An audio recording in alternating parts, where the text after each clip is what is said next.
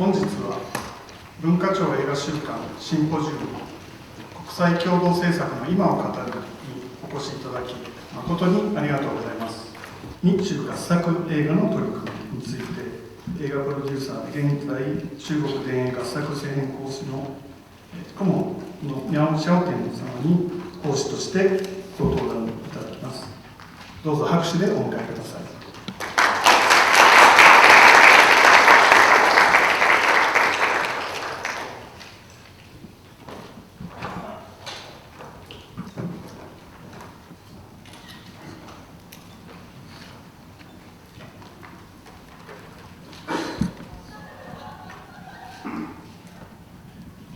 まずは皆様ようこそお越しくださいました。私が知っている限りでも過去3年くらいの間に何度か皆さんに招聘のお願いというのを差し上げてましたけれども、いずれもちょっとご都合がつかなかったということなので、今回ようやく実現して本当に嬉しく思います。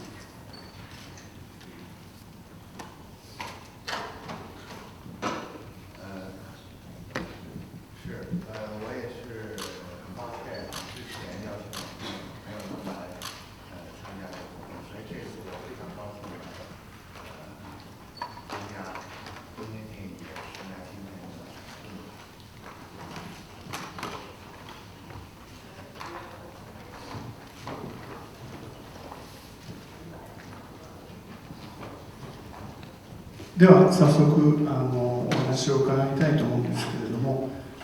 ヤオさんは長らく勤められて総経理もされた中国電影合作制片公司という CFCC、 通称で CFCC と言われたりしますけれども、この会社について、日本の皆さんにちょっと簡単にご説明していただけますでしょうか。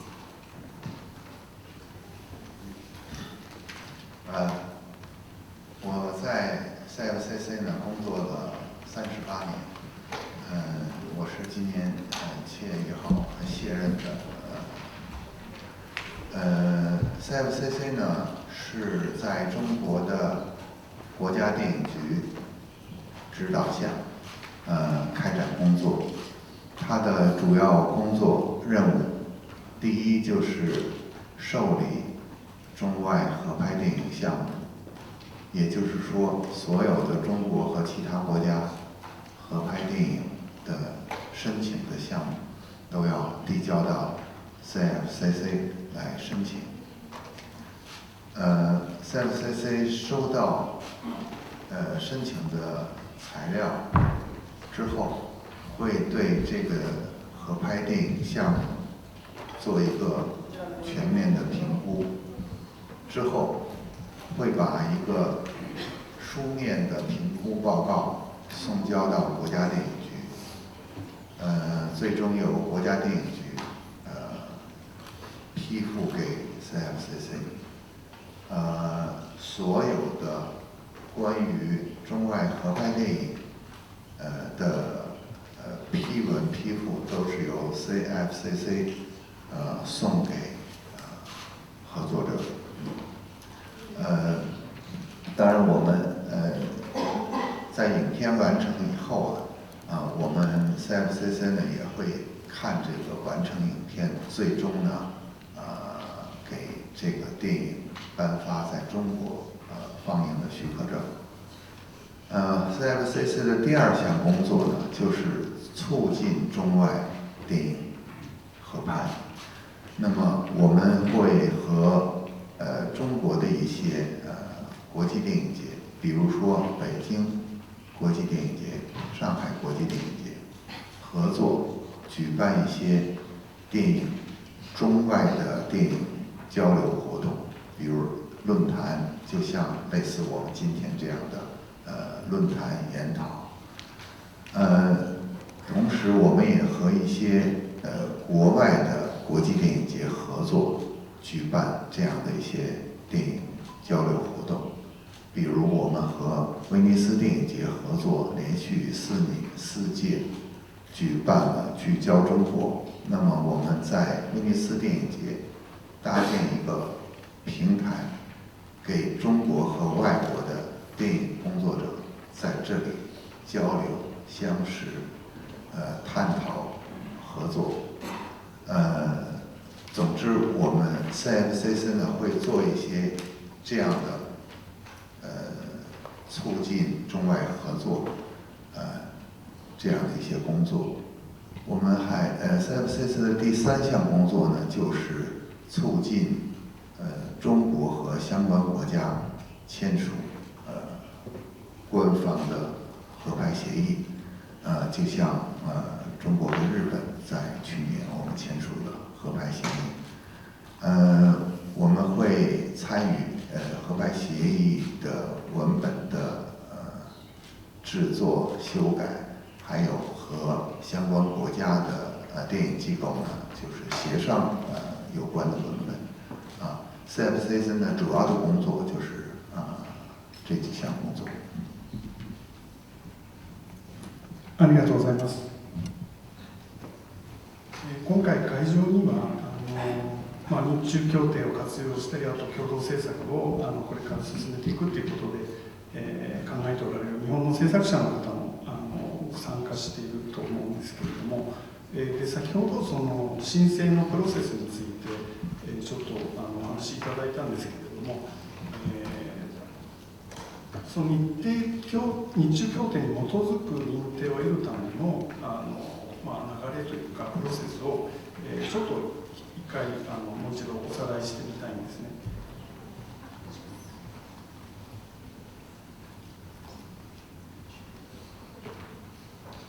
で今出ていますような図解なんですけれども、日中協定があって中国と日本が結んでいるということで、その下で、まず、権限のある当局ということで、中国では国家電影局、日本では外務省、文化庁、経済産業省が権限のある当局になっていまして、でその指示のもと、取扱機関ということで、中国では、合作公司 CFC で、日本ではユニジャパンが今経産省からの委託を受けて、行っている、そういう仕組みになっているんですが、で先ほども皆さんおっしゃいましたが、日本ではその申請はユニジャパンにまず、協定に基づいた認定を得るために申請をします。で中国ではそうすると日本では日本の制作者がユニジャパンに申請で、中国では中国の制作者がCFCC の方に申請するという、そういう流れでよろしいでしょうか。是这样的，但是在中国呀，制片就是合作者、制片方，他要先到他省一级的电影局去备案，之后再把材料送到 CMCC，是这样的程序。それは管轄の電影局というか地方のとかそういうことなんでしょうか。对，是这样的，因为中国有20几个省，那么就是要求他在他所管辖的那个省的电影局去那边做一个备案，之后呢就把申请材料再送到我们公司 CMCC。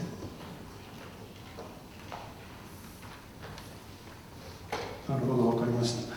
それと、あと申請の時期についても、協定に基づいた認定というのは、日本と中国の制作者が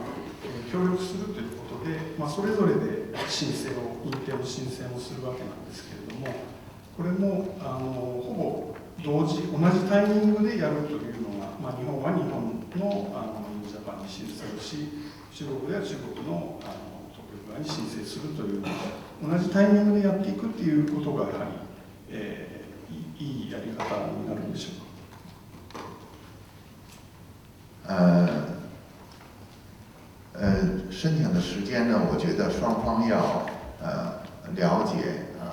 互相的各自国家的审批的时间。中国的规则是从把材料送到 CFCC 到这个项目最终批准，国家要求这个时间在60天之内完成，这是中国的时间。那么我相信日本方面可能有日本审批的时间的要求。我觉得双方要协调好，要保证在这个影片的拍摄之前留出足够的时间来做这个项目的审批工作。这样的话呢，就有利于双方按期能够拍摄电影。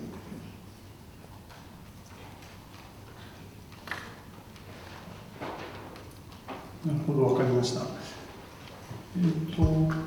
れではですね、ちょっと細かい、プロセスの話とかに入ってしまいましたので、ちょっと戻りまして、中国の共同制作の協定についてもお聞きしたいんですけれども、日本以外に中国の場合は21カ国と共同制作の協定を結んでいるというふうに聞いています。で、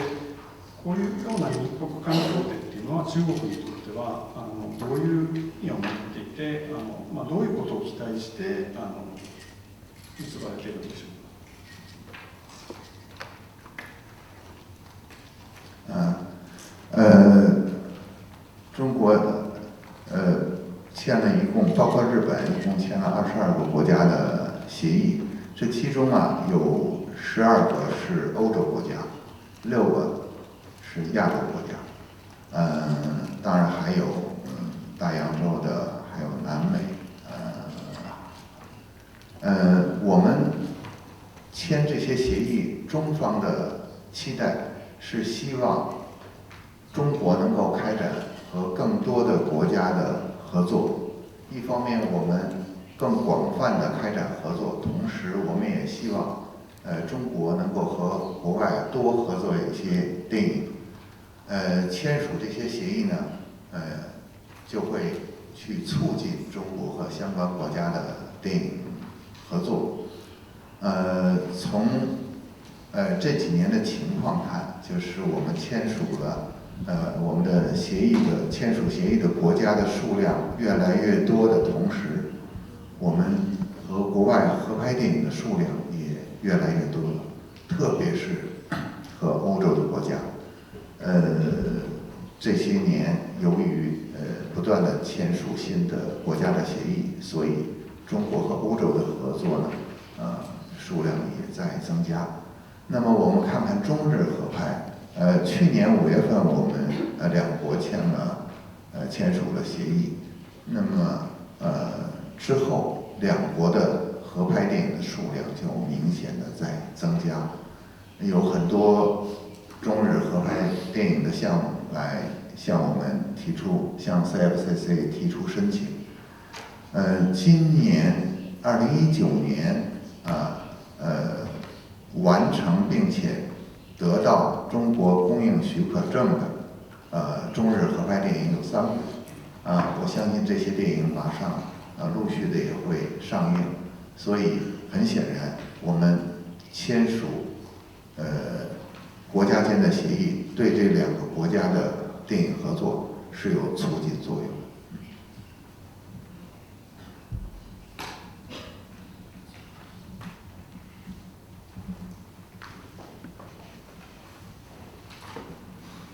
そうですね、実際には日中協定の成果となる、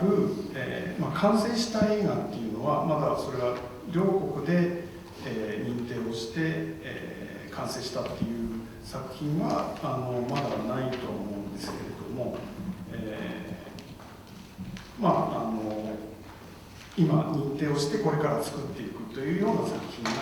あるということで非常に日本側でも期待をしています。で今いろいろな国と特にヨーロッパと共同制作の協定を結ばれているというふうにおっゃってますが、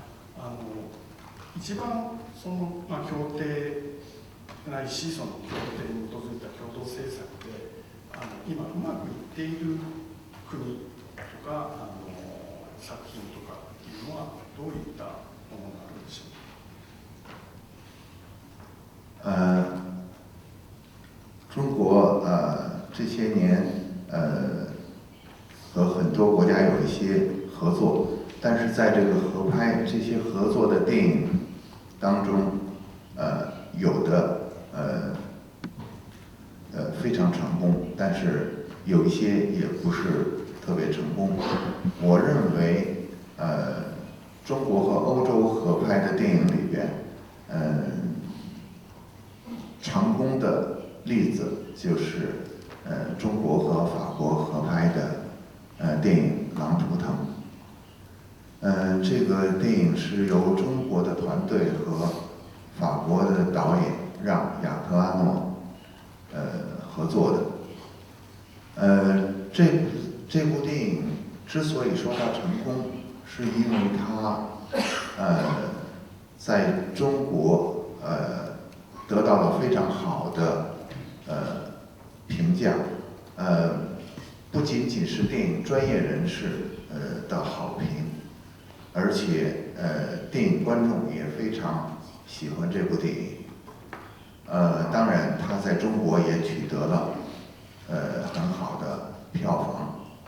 达到了很高的观影人次。这部电影同时也在欧洲上映，在东南亚国家上映，在欧洲的放映呢，一些欧洲国家的反响也很好。这部电影之所以成功，首先，这个电影是根据中国的一部畅销小说改编的。那么这个小说发行量特别的好，很多人看过这个小说，因此这样一个畅销的小说改编电影，首先它就具备了很好的条件，因为它有很多的小说的读者第二个，我认为它第二个成功的原因，是因为这个电影的编剧是中国的一个特别非常优秀的电影编剧，他是张艺谋导演的电影《活着》的编剧，他也是《霸王别姬》的编剧。那么这两部作品是中国在很早的时候获得戛纳电影节大奖的两部作品，这两个电影的编剧都是这个芦苇先生，所以一个很好的畅销书加上一个很好的编剧，为这个电影成功奠定了基础。之后，我想说就是影片的导演让·雅克阿诺，他是一个非常优秀的法国导演，而且他特别擅长拍动物，因为他曾经拍过老虎，可能有的人看过他的那部电影。那么，其实拍狼比拍老虎可能难度要更大一点，因为狼是很不容易驯的。我认为中方选择阿诺导演，是一个非常好的选择，因为这个导演他曾经有拍动物的经验，所以我觉得一个好的小说，好的编剧和好的导演合作，奠定了这部电影成功的一个基础。我还想说，这部电影成功，还有一个原因就是这个中方和法国导演在这部电影的制作过程中，有很好的配合和协作。因为这部电影呢，法国导演并没有带一支法国的团队来中国，导演只带了一个制片人，然后和中国的团队合作，全剧组几乎都是中方的工作人员，包括演员。演员呢，男1号是一个中国2线的演员，并不是一个大明星。女演员呢是一个蒙古国的演员，其实那个演员呢，中国观众也不太熟悉，所以这个电影并没有打明星的牌，它就是一个非常制作的非常精良，故事讲的这个整个电影的故事讲得非常好，所以我觉得它是以故事来征服了观众的。在整个的拍摄过程中，我到剧组去过2次，法国导演和中国的团队合作得非常好，我觉得这个也是这个电影成功的一个重要的原因，因为有这样好的合作，因为中方给法国导演提供了很好的合作和支持，所以最终呢，他们拍摄了一部非常優秀的電影。そういったような国またいだ協力関係、日中の共同政策でも、そういうのがどんどん生まれてきてほしいというふうに思うわけなんですけれども、実はここ数年そういう日中の合作であったり、日本の映画スタッフが中国での映画制作に関わって参加したり、あるいはその逆のケースとか、そういうのも増えているように見受けられると思っているんですけれども、これについてはどういうふうに思われますか？对，我知道，日本有很多电影工作者参与了一些中国的电影的制作，当然反过来，中国的电影人也会来日本来合作。我想这样的合作，可以让我们双方的电影人彼此了解，通过这样的合作了解对方国家电影制作的一些方法、一些习惯。我相信通过这样的合作，我们两国电影人之间的了解会更多，配合的会更好。这样将会对未来我们双方真正的共同制作呀，会有很多好处。我认为我们要鼓励这样的中日之间电影人之间的这种更多的合作，我相信一定会为我们未来的双方真正的共同制作会带来很多方便。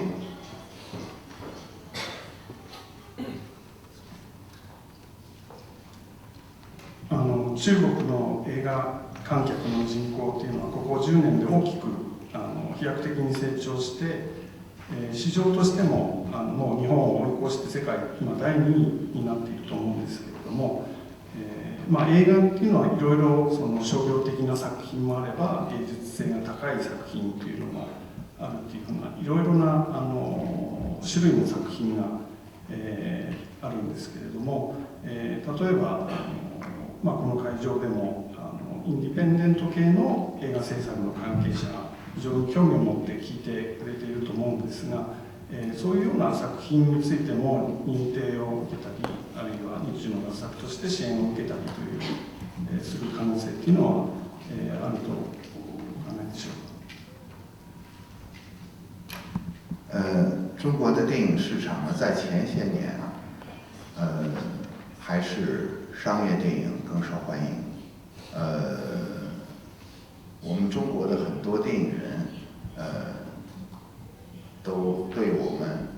这样的一种前些年那样的状况不太满意。我们当然希望我们的电影市场不仅有商业片，我们希望也能有一些其他类型的电影，比如剧情片、艺术片、独立电影、导演作品等等。最近2年，中国的市场的情况有一些变化，开始有一些有艺术片，低成本的电影，在中国呢也开始受欢迎，而且中国近几年的市场还有一个变化，就是过去票房最好的都是就是进口片里面票房最好的都是好莱坞电影，但是在最近2-3年也开始有，比如日本电影，西班牙电影，或者甚至于泰国电影印度电影在中国的票房也很好。我看到了中国电影市场发生了一些变化，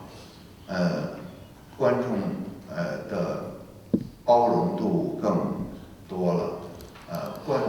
不同的兴趣爱好的观众观众的这个就是各种爱好的观众增加了，所以我想，独立电影日本的独立制片人，你们完全可以来申请和中国的合拍，而且我相信随着我们电影市场的观众的这种变化，我们中国的电影市场会容纳更多的类型的电影，我相信会是这样。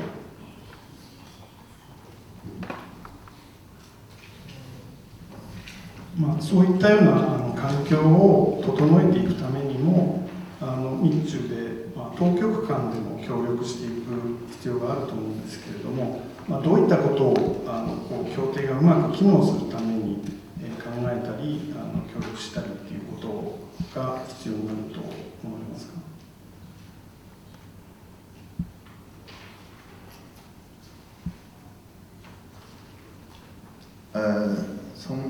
从中方的角度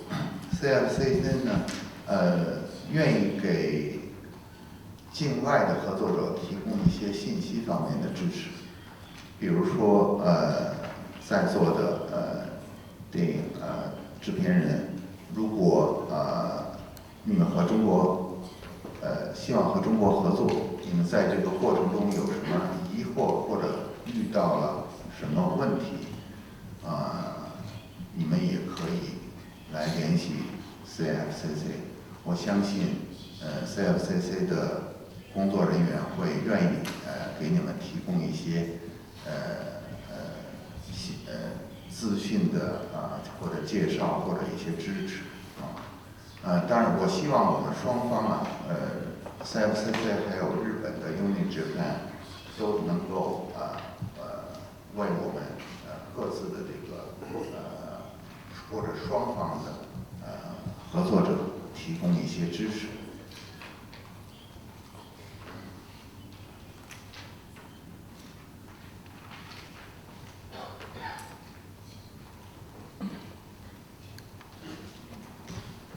ありがとうございます。これまでに日本映画や日本日中の共同制作で特に記憶に残っている作品とかあったら教えていただきたいんですけど。说到中日合拍的电影，让我印象深刻的，有一部很早的作品。我是1981年到 CFCC 工作的，我到 CFCC 的那一年，刚好是中日合拍的一部电影没有下完的一盘棋，首映。我认为其实那部电影是中国最早和国外合拍的电影，而且双方的合作，就是双方的这个人员都加入到这个影片的制作中，它是一个真正意义上的合作。影片是大部分是在中国拍摄的，双方的合作也是非常愉快的。我认为那个电影是给我留下了深刻的印象。当然遗憾的是，之后的很多年，我们两国的合拍电影出现了一个真空。近几年我们的合拍电影有一部我认为是有一部是让我印象深刻的，就是《妖猫传》，这是角川公司和中国的新力传媒共同制作合拍的电影。我听说这个电影在日本的发行也是非常成功的，观众也很喜欢。这部电影也给我比较深刻的印象。当然我也期待未来我们中日能够制作更好的电影。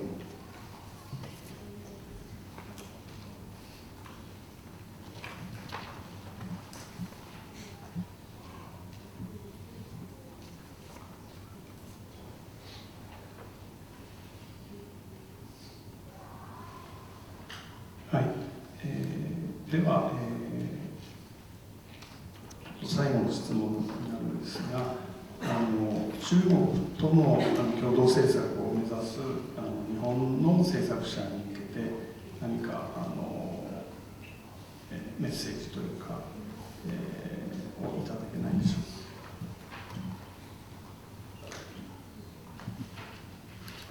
か。中国呢，中国的电影产业啊，在最近的几年啊，发展得很快，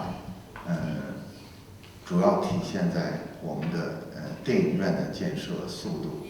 还有就是中国的电影票房不断的连续快速增长。中国在过去的10年，电影票房从6亿美元增长到了90亿美元，这是在10年内发生的变化。我想日本是当今全球的第3大市场，年电影票房也在20多亿美元。我想中国的市场和日本的市场合起来，大概在110亿到120亿，那就是应该是超过了北美，那就是全世界最大的市场。如果我们两国合作，我们就可以同时享受这2个市场。另外，中国去年的本土电影占到了这个市场的份额的62%，这是中国第一次本土电影占的份额超过60%。我知道日本在过去的几年本土电影始终是占到60%左右。我相信我们两国的观众都更喜欢看本土电影。我觉得这样的话也为我们双方的合作提供了很好的条件。我想我们如果我们中日两国能够拍一些我们两国的文化的故事，我们两国的人之间的故事，体现我们两国文化的故事。假如我们的电影能够受到在我们的两国都比较受欢迎的话，我相信这样一个大的市场会有利于我们回收我们的投资的成本。所以我想说，中日两国合作具有很好的条件。我特别希望我们两国能够多合作。中国呢，在过去中国的合拍电影已经有30年的历史了。在早期中国那个时候的经济发展的水平还比较差，投资能力也比较差。我们坦率地说，我们在过去电影制作的能力和水平也都不是很好，所以在很长的一段时间，也就是在最初中外合拍的时候，基本上是外国的资本和中国的人才合作。比如说，张艺谋导演就拍了很多国外资本的电影，陈凯歌导演等等。那么近几年，随着中国经济的发展，中国的更多的资本进入电影行业，所以在现阶段，中国已经开始转为中国资本和境外的人才合作。日本电影业是很发达的，日本也有很多优秀的导演、技术团队。我希望未来中国可以和优秀的日本的电影导演和团队合作，我们共同用中国的资本，我们双方的资本，用我们双方的市场和双方的人才，拍摄优秀的电影。最后呢，我想跟各位说，和中国合拍电影，我认为最重要的是选一个好的题材，做一个好的剧本，这是最重要的，也是最难的。因为中日两国毕竟在文化上是有不同的，文化的差异会造成我们对题材、对剧本的想法的不同。另外，我们两国的市场和电影观众的看电影的喜欢的东西也不一样，所以这可能需要我们双方更多的了解对方的电影市场，了解对方的观众，然后双方通过沟通交流，选好题材，做好剧本。我觉得这是我们双方合作，我认为最重要的。好，谢谢。ありがとうございます。1点だけですね、ちょっと補足させていただきますけれども、そうですね、ここに今出てますように、共同制作で、日中の映画の共同制作の協定に基づいて認定を受けると、それぞれの国で、自国の映画として、認められると、中国では中国の映画として認められるということで、例えば日中の場合、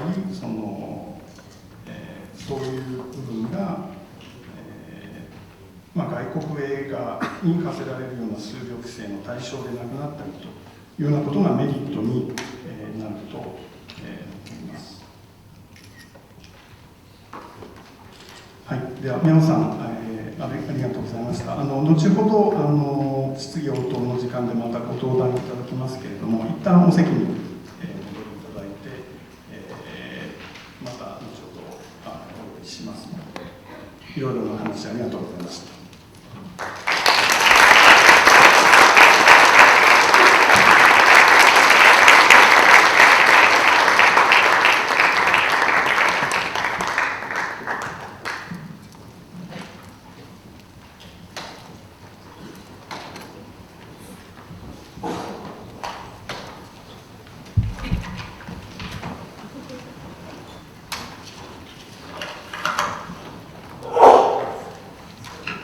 ここでまた、少々舞台の転換でちょっと時間をいただきます。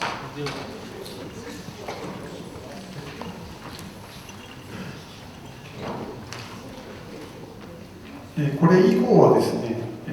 同通のレシーバーの第2チャンネルは英語になりますので、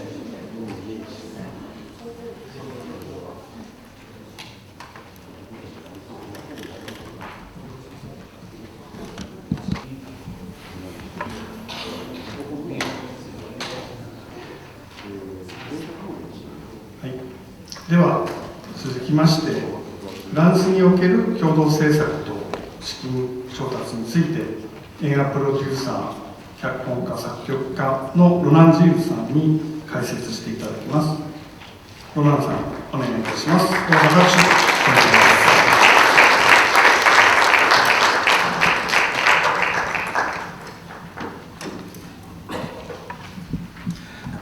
Hello.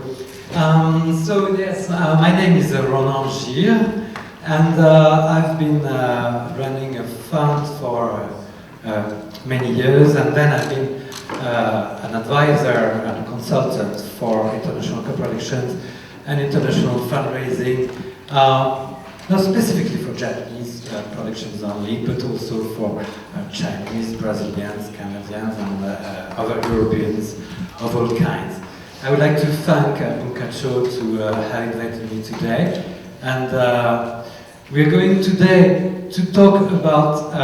co-production and fundraising in France for Japanese films in a very practical way, because actually you don't care if it's called a co-production or not, and what you care is to get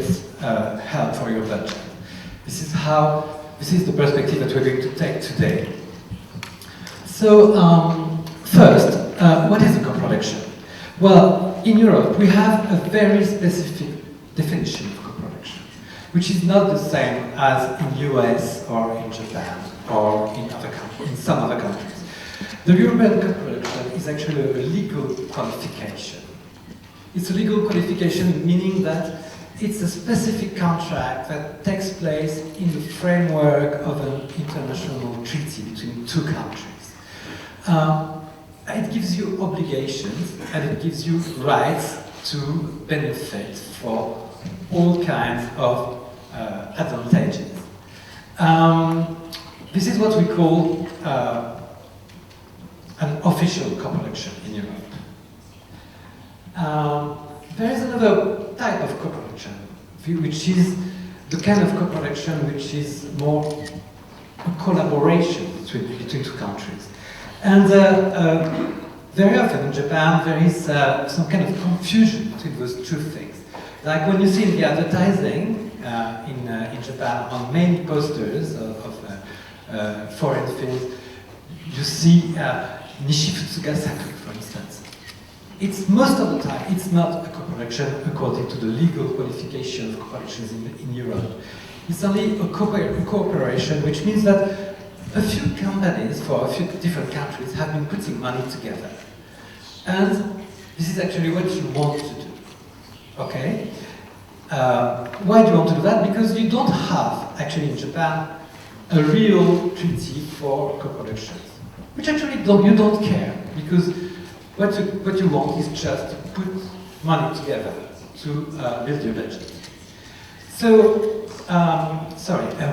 I skipped something.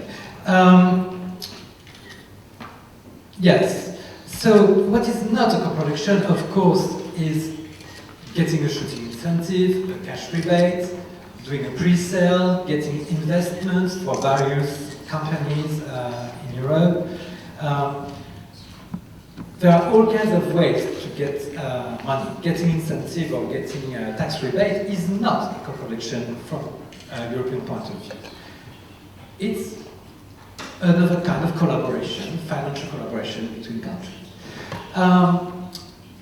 Obviously, getting servicing from a foreign company, from a French company, like a coordinator or this kind of servicing, is not a co-production. So how you do? Well, you don't have a treaty with France, but it will not stop you getting financing from France for Japanese films. Why? Well, because the first reason why it will not stop you getting money for your films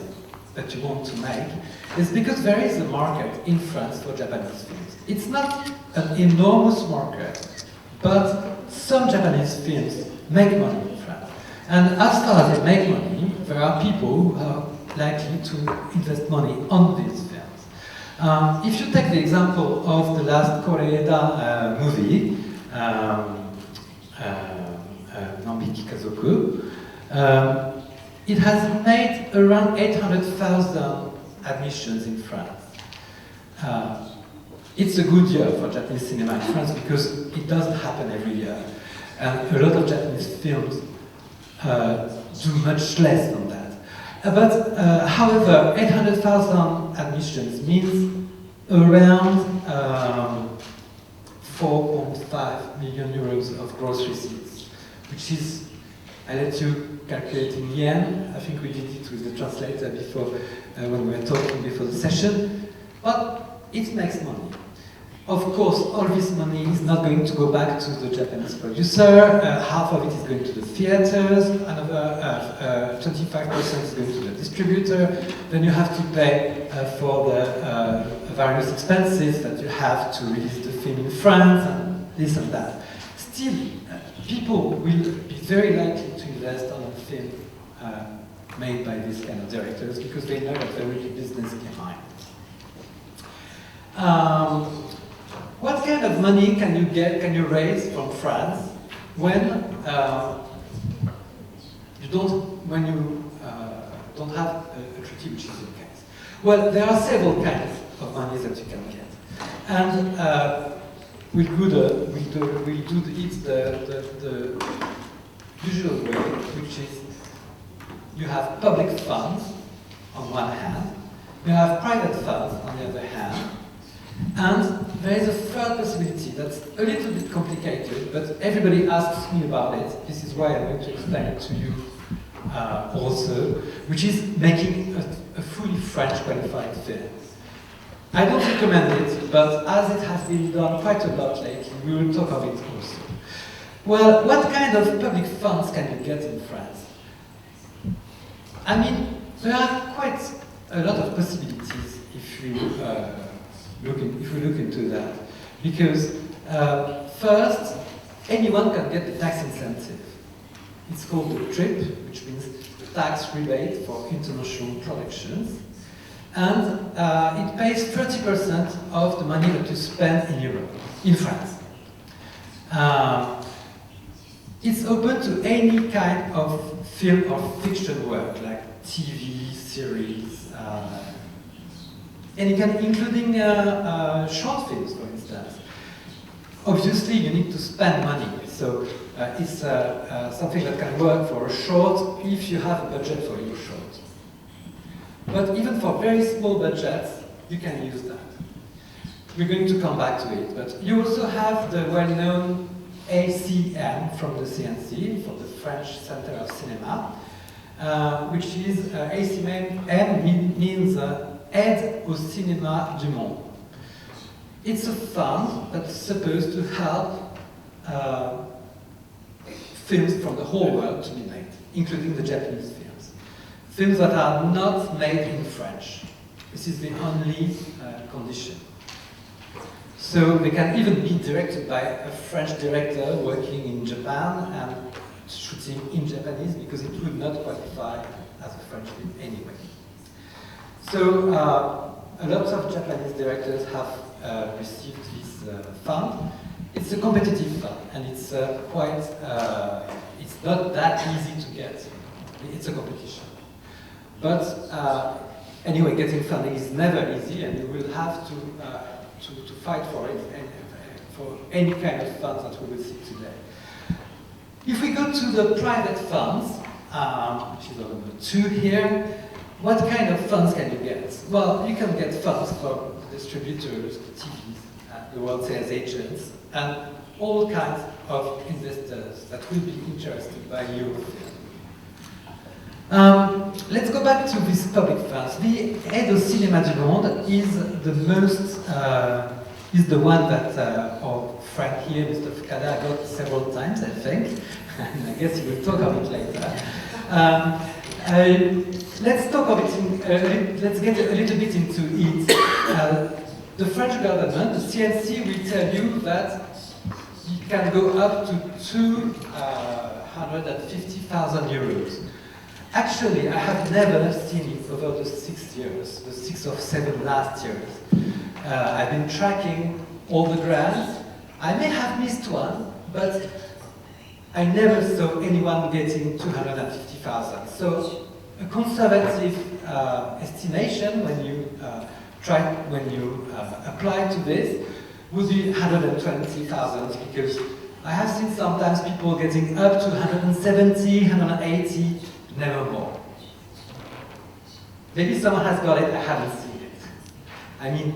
it would be very rare and very difficult to get more than that. And it's a competition, meaning that you will have to get a great script, a great translation, a great coordinator that will help you, and probably a great French partner that will help you to file this grant. This being said, the Japanese films are quite lucky in this competition, because if we put all together Japanese and other Asian films, including Chinese and Korean, 30% of the grants go to them. If we compare to other continents, like maybe South America, their rate is about 10% every year of the grant. So you have 3 more chances than if you were making a movie in Argentina or in Brazil. I don't know if it cheers you up, but Japanese films are quite welcome in this competition. What is the other one? Well, the tax rebate. You said it was. I said anything, any movie can benefit of it. You have to. The condition is quite easy. You have to spend 50% of your budget in France. It's not that difficult if you shoot in France, but you also can figure out making post-production in France, making the sound, making some special effects, some visual effects.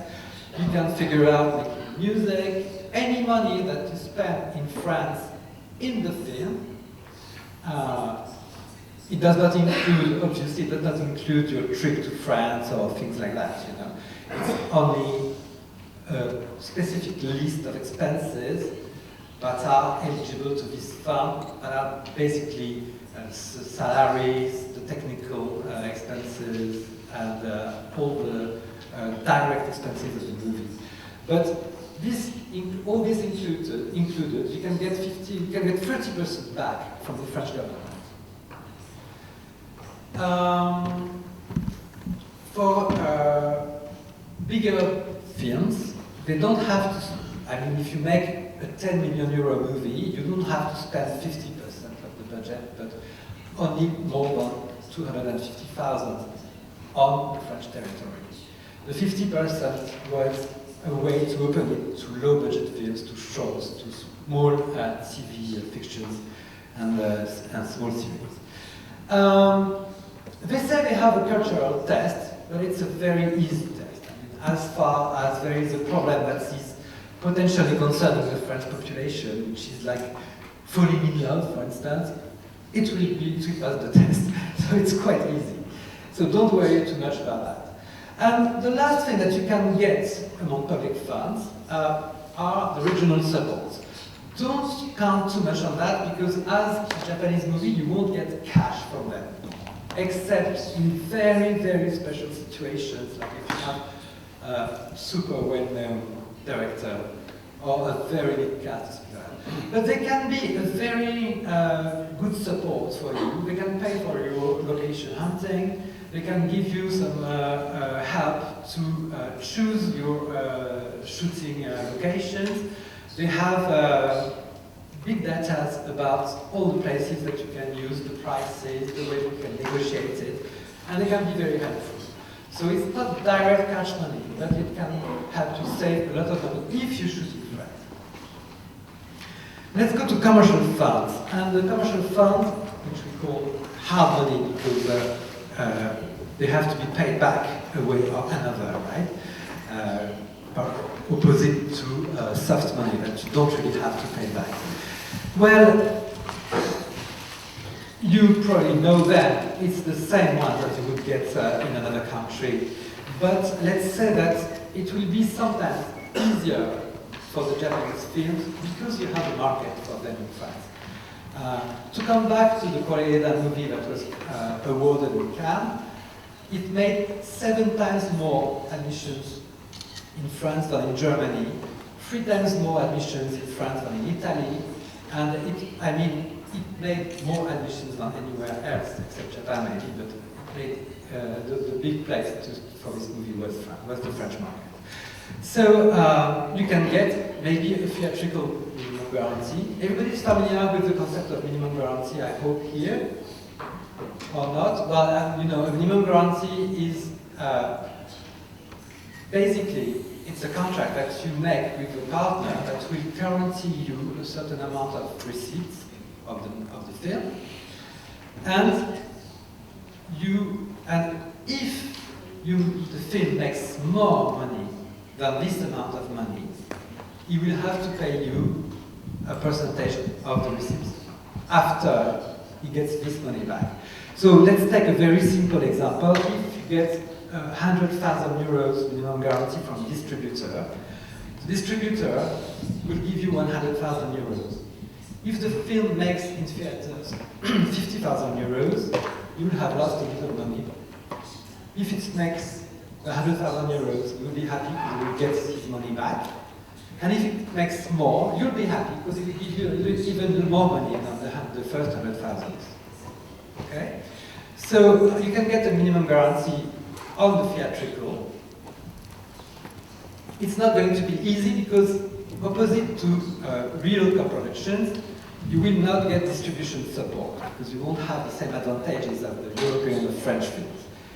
Still, it works for all the films that have been awarded somewhere. Even a small award in Rotterdam or in San Sebastian can help, you know. It depends on the film, really. You can also get a minimum guarantee on the world sales, which is something you can really think of because in France you have a whole range of world sales agents. There are, I think, 60 or 70 world sales agents in France, from the smallest guy who's working alone in his apartment with a phone to the biggest companies that can give you millions and millions euros of minimum guarantee. So whatever the size of the film is, it's quite important to think of the French world sales agents, because when a Japanese film is sold to Latin America, when any art house film is sold to Latin America, it's most of the time is sold by a French agent. They sell everything to everyone in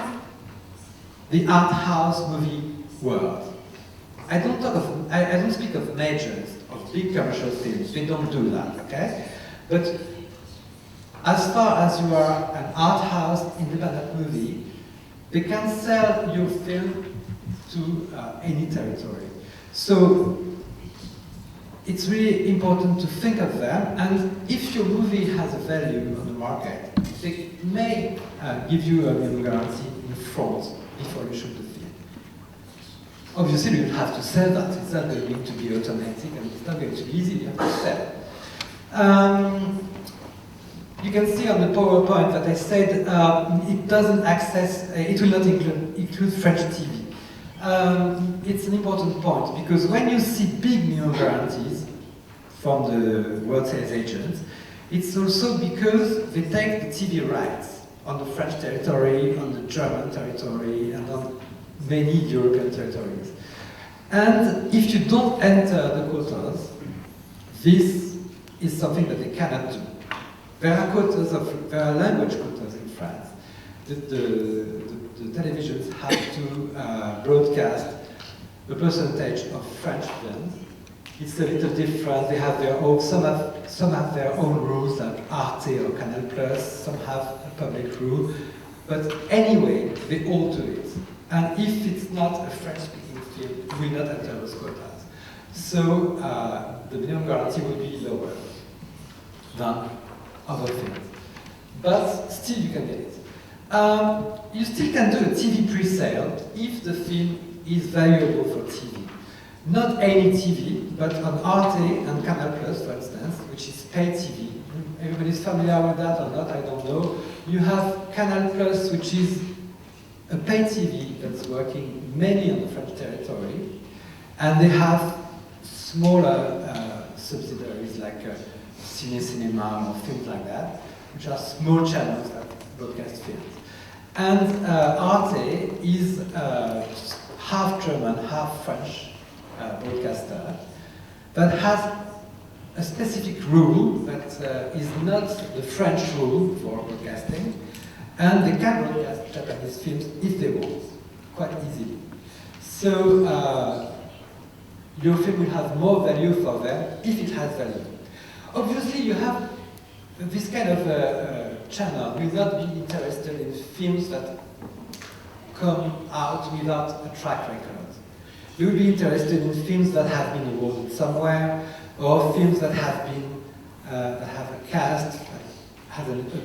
interest for them, or a film that made a scandal, or a subject that is extremely hot at the moment. Well,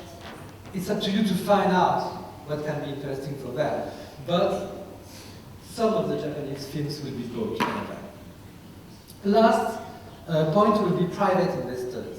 Well, what kind of private investors can you get? Well, I know some films who have been finding private investment from facilities. I mean, they will not give you cash, but if they give you for free the color grading of the film, the mix, the sound mix, the visual effects, well, whatever you can get from them, is also a good way to finance part of your budget.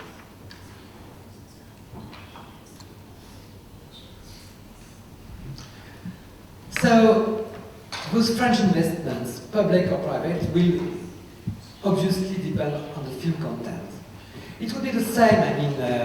in any other country. In France, it's just a little bit easier, I would say, because the French audience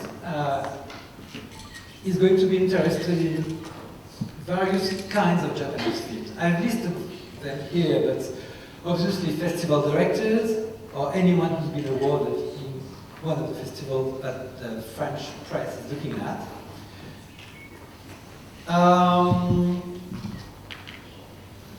Obviously the cast can count, but not that you don't have a Japanese cast. That's well known in France, except I mean, there are maybe one or two actors only that would be bankable in France, so you don't count too much on it. But there are also all kinds of niche markets, which I listed down there. I mean, when I say niche markets, well, animation is considered as niche if it's animation for grown-up people. And we're not talking of the cartoons for kids produced by the major companies here, right? We're talking of independent films and art house films and relatively reasonable budget. But this kind of animation is considered as niche in France. So animation, action and martial arts, you don't need a cast, you don't need a director for that, you need action. Erotic films, well, there is a niche for Japanese erotism in France. There are customers for that. And obviously, political films, films about ecology, everything that would make a scandal or drama or anything that would raise interest in the public.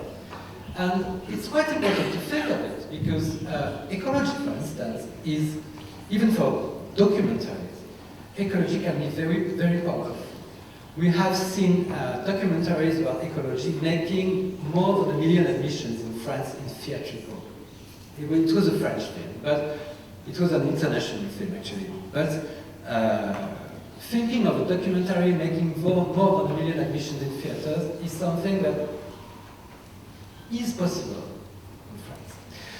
What I said, yeah, LGBT, eroticism, and everything of this kind. These are films where there are specific distributors, specific sales agents. They will buy your film if it's good, if they like it. But there is a limit in there. There is a possibility.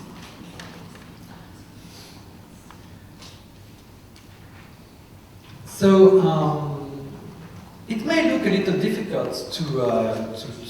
find financing in France, but actually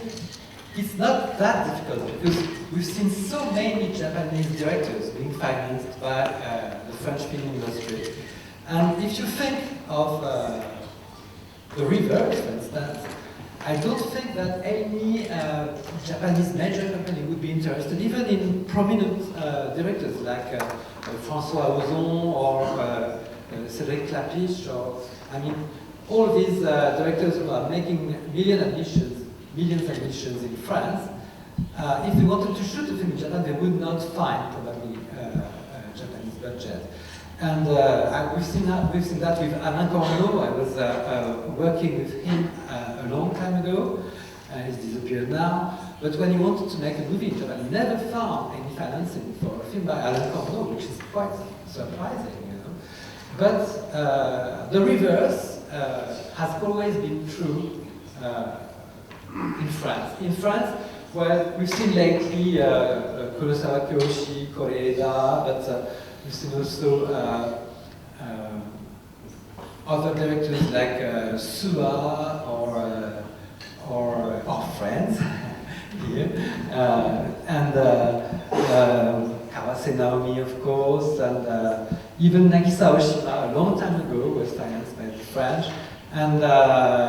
even Kurosawa Akira was financed by the French for Love, for instance. You know? So it's not a new story. It has always been possible to be financed by the French film industry for a Japanese director. Obviously, it's not for everyone, but still, it's possible. Some of these directors have made a fully qualified French film. So it's not something I would recommend to you, but I'm going to explain to you how they do that. Like the last Kurosawa Kiyoshi film, for instance. It has to go, to be a French film, to be a fully qualified film, you have to go through the French and the European point system. Do you know what is the point system? I guess you're not so familiar with it, and I'm going to explain to you on the next slide. The film has to be spoken more than 50% in French. It is also another big requirement, because to be fully compatible with the French film business, and I'm not going to go into details there because it could take hours, but you must get at least 51% of the direct dialogues in French. I don't mean voiceover, I don't mean anything that's been done, and we're talking of direct dialogues, and they control it really seriously, right? But if you have 51% of it and 49% in Japanese, it's okay. The next point is a little bit more puzzling, because the official main producer has to be French. So you have to find someone who's going to be your partner and who's going to play the main producer, and the Japanese investor is going to be officially treated as a pre-sale of some territories. That can be the whole Asia, that can be the whole world, whatever. But officially, for the French administration, the French producer is going to be the main producer. It's not always very nice because it makes you lose control of the film, at least during the shooting and during the first release of the film. And then you get it back through your contract. There are many ways to organize this kind of contract. It's just a legal design thing. It's a little heavy, but it's quite doable. And obviously it has to look appealing for the French market, which is the main point maybe, because you can be sure that the French business, the French film business, is a business. And if they know that they can make money with your film, they will make it, whatever happens. This is what happened for the film by Koreeda that was called La Vérité. What's the Japanese title? I forgot. Shinjitsu. And it was the case also for Les Secrets de la Chambre Noire, which was Dageyotai no Mona. Is that it? Yes. So, these films are supposed to be fully French films. If you are a fully French film, well, it changes the game totally, because you can get, I am lost in my PowerPoint. Sorry, going back to my slide.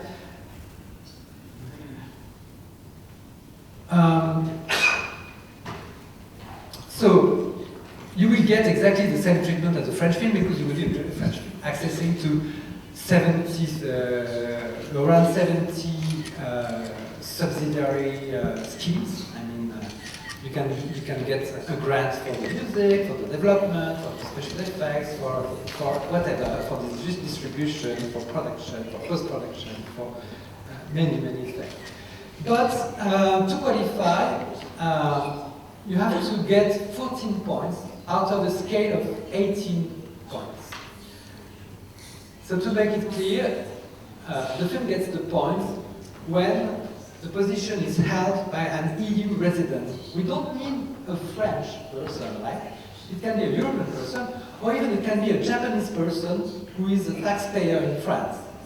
And I have a whole list of Japanese people living in France, like DOPs or editors or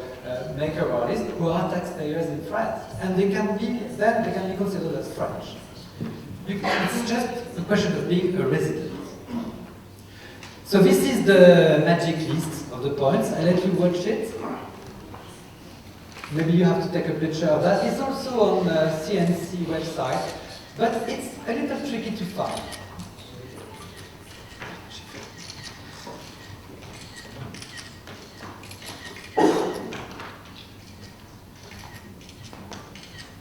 So,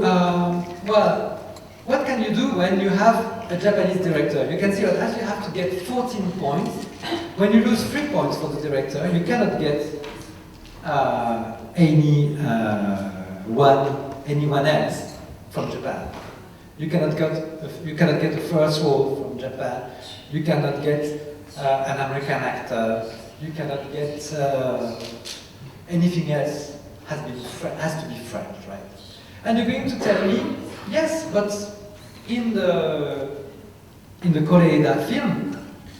there is an American actor. How comes?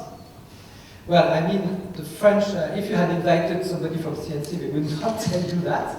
But actually, I made my small inquiries and talked with the producer and so on.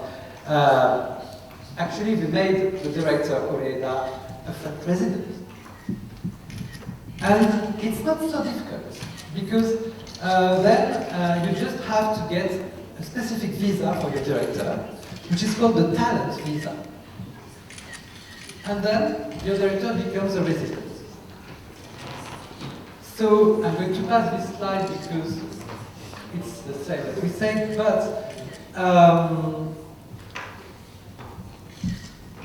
if you get the talent visa, your director becomes French, and then you get back the 3 points of the director, which allows you to have French, to have a Japanese main role, for instance, if you want the first role to be Japanese. You also can try to have a co-writer, to get back a co-writer and a co-director. I don't know if you remember a movie by Suwa that was called Yuki and Nina. And there was a co-director and a co-writer who was actually a French actor that was quite well known in Japan at that moment. His name is Hippolyte Girardot. And this was the reason why they took him as a co-director and a co-writer, because they wanted to get points to have Japanese second role. You get, if you have a co-director and a co-writer, you share the points. You want me to go back to the list of the points? And you will understand. I mean, if you get half of the point for the script, it makes you 1 point. And if you get half the point of the director, it makes you 1.5. Then you have 2.5 left. And you can have a second role from Japan. This is the way they did it. Having a Japanese actor in that role. I guess there will be questions on that, but we're going to move on, and then at the end of this, you will ask me questions if you need.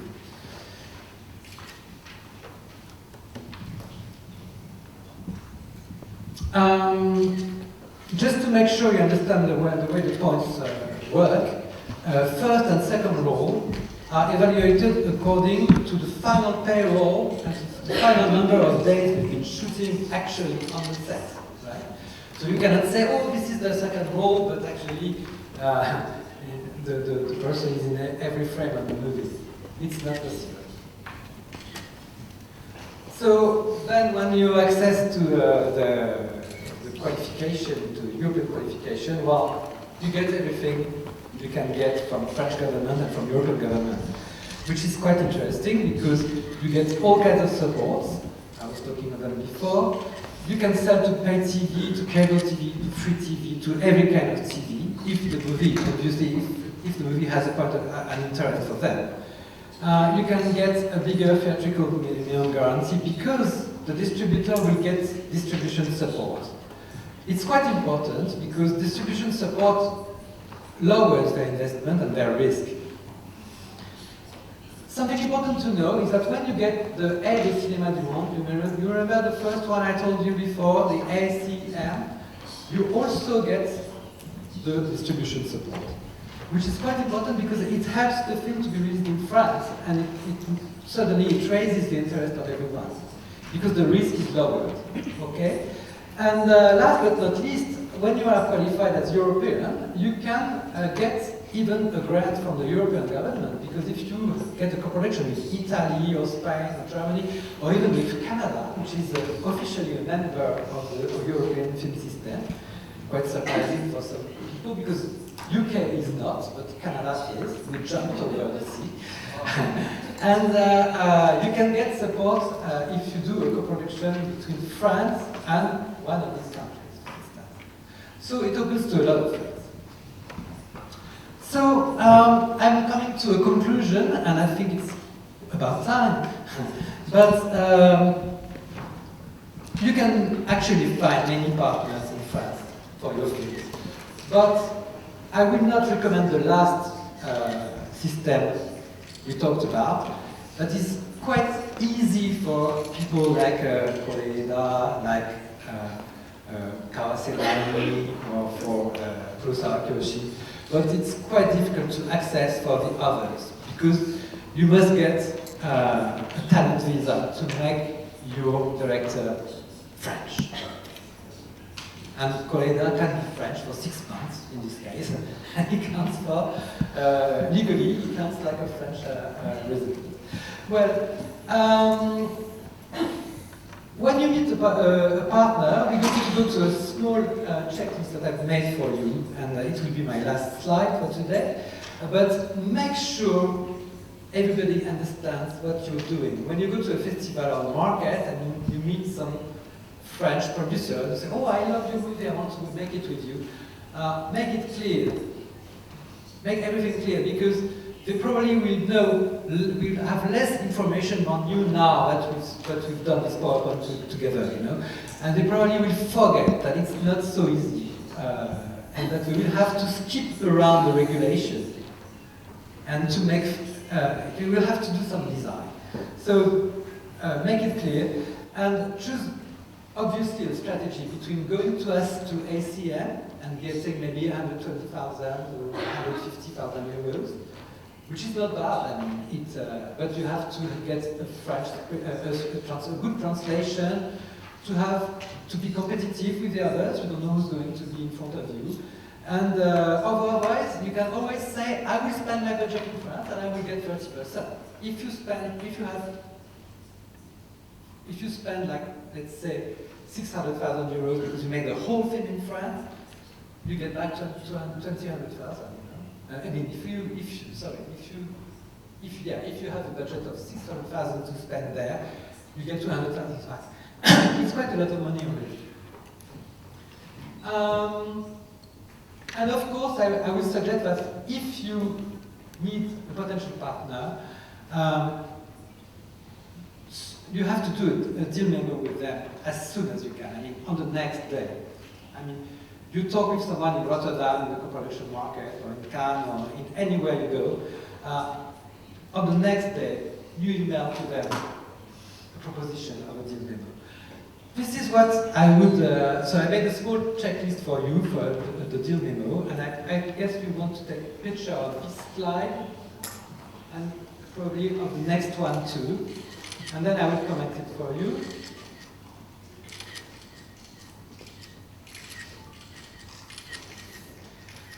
I've been listing here basically the things that you usually forget. People usually forget to do that, or to do part of that. So, okay, next slide.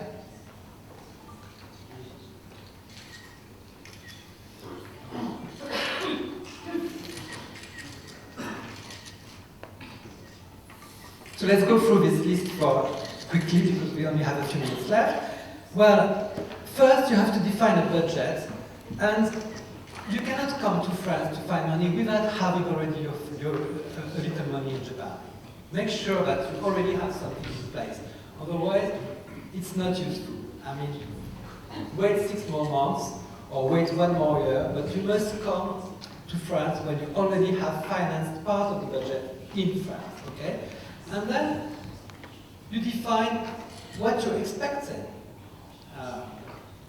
in this budget to be spent in France. Because this is what is going to be important for your partner, because he may use to choose the tax rebate and say, you're spending this money, okay, this is what we're going to get, okay?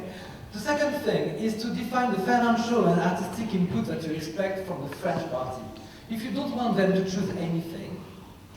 it's not necessary to have a partner. I mean, you try to find a distributor and you make the film and you sell it and it's over. But if you collaborate with someone, you will have to expect them to have an input in the movie. Because this is where their motivation will stand.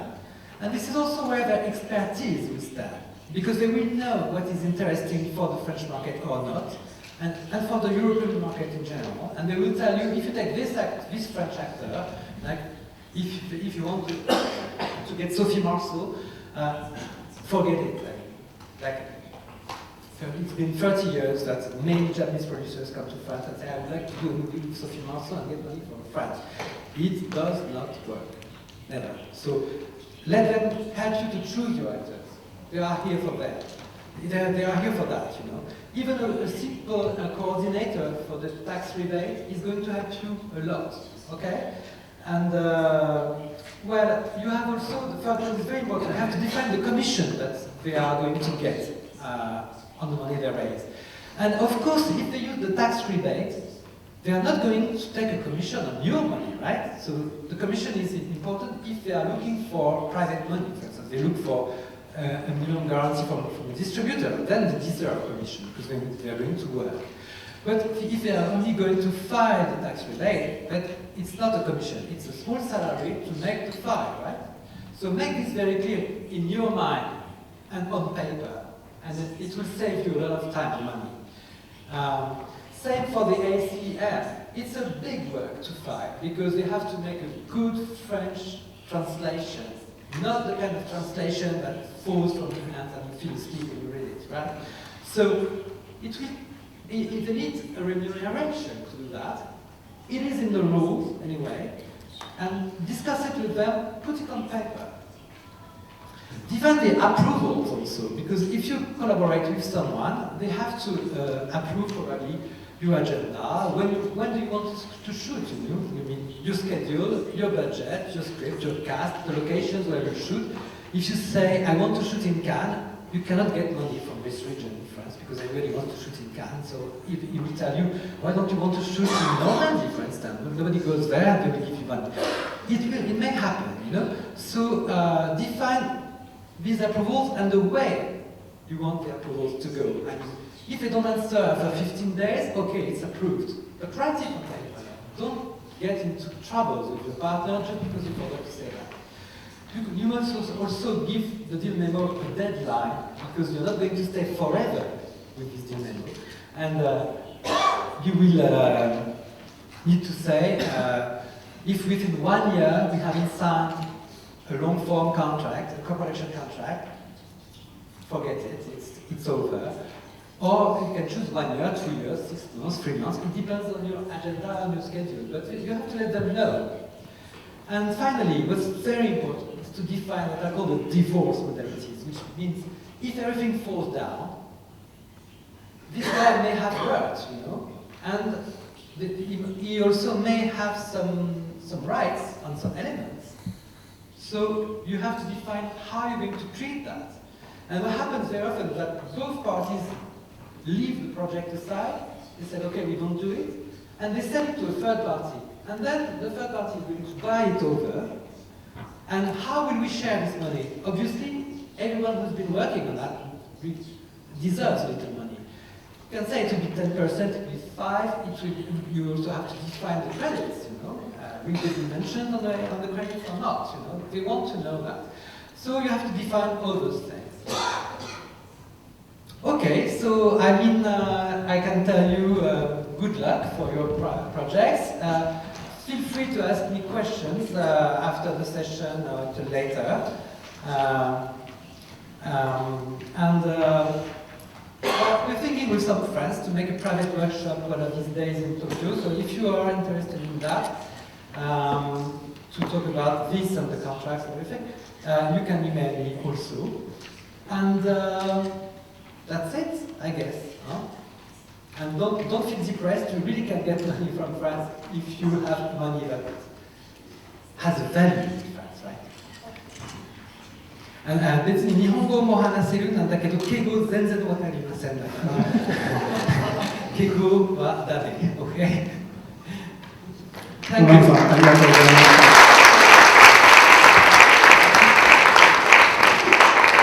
では一旦聞いていただいて、舞台の準備が整い次第、事例紹介、総括、質疑応答ということで、すでにご登壇いただいたシャオティエンさんとロナン・ジールさん、それに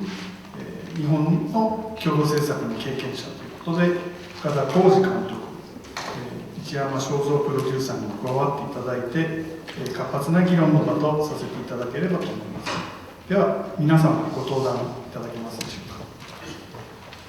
どうぞ拍手でお迎えください。